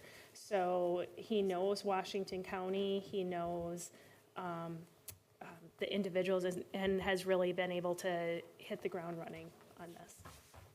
We didn't include a slide, but there are 3 FTE that are proposed for this program to kind of get things kicked off. So there's a deputy district attorney, as well as the permanent senior program coordinator, because Joe is retired and would like to go back to it at some point. And then also lieutenant. Yeah. What other counties are in the early adopters? What are the key counties that are at the stage with you guys and you can learn from? I do not have the list in front of me. My sense is that the majority of counties are forming some sort. I think there are maybe a couple who are not. But Joe has done a really good job of, to Marnie's point, convening and talking to the different counties and starting kind of a resource group of shared ideas. The state has also put on a couple of trainings. There were 13 counties who were early opt-in folks. And the Association of Oregon Counties has helped work with the state and the Criminal Justice Commission to offer several different summits that multiple Washington County Board of Commissioners have been through. And you can find further information by searching our work session packets. We just had another one yesterday, for example. This sounds expensive. I think that was I mean. Well, the idea is don't send him to jail, which is even more expensive. Yeah. True. Yeah. Well, I don't know, this just. Or the ER. Kind of like those special courts that we have. Yeah. Better results, but it costs more. Yes. But we're hoping to So- demonstrate like really good outcomes, and that possibly to do even better, we need additional funding. So that might be a good pushback, you know. So. I want to touch on that cost. Sometimes investment in programs, services to reduce recidivism or get individuals out of, I'll call it the public safety and justice pipeline, while they may be more costly upfront, there are long-term benefits for cost reductions time over time. And that's what you see in specialty courts. Not only is it helpful, impactful for the person who is participating, but that reduction in that recidivism rate supports the sheriff's office, both from a deputy, from a jail, like it just has this whole circular movement. So that's where we really focus on programs and strategies to reduce recidivism. And that is also woven through the board's legislative agenda and encouraging the state to continue to fund those types of programs for counties to deliver. Good. And the goal really is to save lives. I mean, we can't underestimate that with the fentanyl crisis and things. So that's really the primary goal of keeping them out of criminal justice and getting them into treatment. So I'm going to switch gears for a second, but, you know, Karen, the state said they'd pay for this, so, I mean, we should trust them completely. Really, this time I'm paying for it. Yeah, well, until I'm Just not. me. Joe, you asked the question about general fund contingency, so I'm going to kick this to Greg. On page 328 is a contingency number, $36,898,000, and an explanation of why that is in there. Is that sufficient for what you're asking, or were you asking for a little bit more detail? And was that your question, or was that? I think that may have been Jeff. Was that Jeff? Or was that me? Sorry, Jeff. I thought it was Joe. Was the one about contingency? Yeah, no, I wanted a broader explanation beyond that. So I emailed Greg a question about contingency between meetings. Okay. I think it'll be addressed tomorrow. Yeah. Well, I was just going to say there is a little bit of an explanation on 328, but yes, obviously you're asking for more information. Right. Okay. That makes sense. Okay. Okay, no problem. Thanks. Any other discussion for the committee here? Okay, thanks, Ms. Kyle, Ms. Calvert, and Ms. Ledesma. This brings us to public comment, so we'll turn the meeting. Before we get started, on the contingency, did you read the administrative policy? There's some information on that, on budget contingencies and reserve policies and what the requirements are. I haven't read that yet. No, we had that last meeting. Yeah, I'll look at that. That Okay. probably will answer some of my questions. I think that will help, right? Yeah, that'll be the basis for what I go through tomorrow. Yep. And while we had one, we didn't implement it. They'll say that. Okay, so if we're to that point, we'll turn it over to Clerk Moss to handle the public comment. Thank you, Chair Everton. Would any member in the auditorium wish to provide comment for up to 2 minutes on any county-related budget topic? Sir, please come forward. And just state your name for the record, and you'll have 2 minutes. Okay, I have a handout for everyone, so. Sure. If I can just keep one copy for myself and I can hand it over when I'm done. So thank you very much for your time today. My name is Sean Lemson. I am a resident of the Reedville area, a Reedville area neighborhood, bordered by, just to orient you, bordered by Cornelius Pass, Baseline, TV Highway, Johnson, that area over there. We have a problem with speeding in our neighborhood that is getting out of control. We have a lot of people cutting through our neighborhood to cut off Cornelius Pass. And just as an example, on April 1st at 5 p.m., I was passed by somebody driving 60 miles an hour through our neighborhood. It's just unbelievable. We cannot walk on Johnson Drive. Sorry, not Johnson, Anthony Drive, without having somebody speed by us at 45 or 50 miles an hour. And there's a road, I've attached some data here. I admit this is non-scientific. I wish we could do a full study of the speed in our neighborhood, but I do have a camera pointed from the side of my house, and I installed some software that allowed me to track the speed for the last 4 weeks. And what you're seeing on this chart here is the number of people that were driving over 35 miles an hour past my house on Lenore Drive. And you can see somebody even hit 47 at one point. Lenore Drive is a very small street. You know, it's a pretty narrow street. And we have a lot of kids that ride scooters and things on the street as they're driving around. I'm absolutely dreading the fatality accident that is going to happen someday on these roads. I took some pictures of 2 other areas Anthony Drive, this is where I think the worst speeding is happening. And it's probably, I can't do measurements there because my house isn't on that street. But the picture that I took there of that mailbox is the view you have when you're getting your mail from that mailbox. If someone's doing 45 miles an hour down that street, they are on top of you before you can cross the street because of that very gentle turn right there.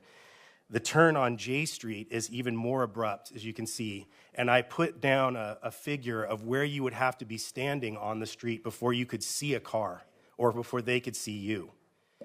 This is right next to a park, and this is where a lot of people in our neighborhood walk. So, you know, what I'm asking for is help. What's not helping is the sheriff patrolling. That's just not doing it. We get a bubble of cars doing the speed limit around the sheriff car, and that's it. And when we put the sign up that they put up for a week that says your speed is, it works for about 4 days, and then after that, everybody ignores it again, or it's gone, and then people are speeding again. I'm not saying that we need speed bumps at this point or speed humps or any kind of like, but I would certainly like to see the county put some time and energy and money towards helping us do at least a study to figure out if the problem's real, if I'm really making this up, or if we really have good speed data showing that the problem's as bad as I'm saying it is. That's it for me. Thank you. Thank you. Thank you very much. Is there anyone else in the auditorium that wishes to provide comment for up to 2 minutes to the Budget Committee? Not seeing anyone else in the room, would any member online via Zoom wish to provide public comment to the Budget Committee? As you've heard the presentations throughout today, give you just a moment to utilize raise hand function. Not seeing any additional hands, Chair Everton.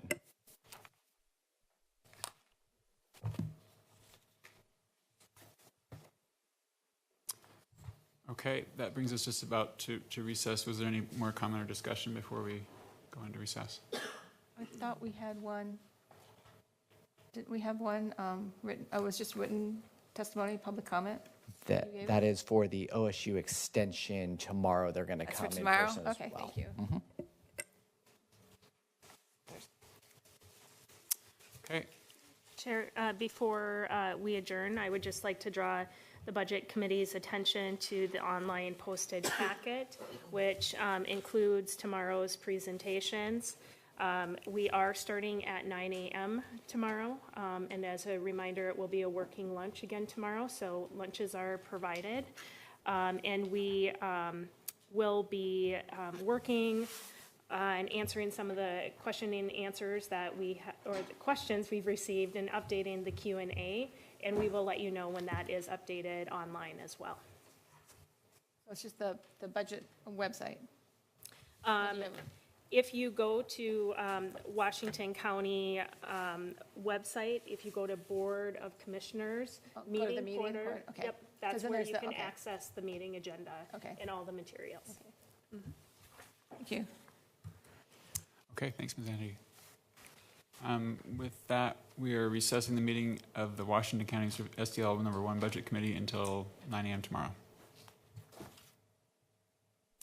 Thanks. Great.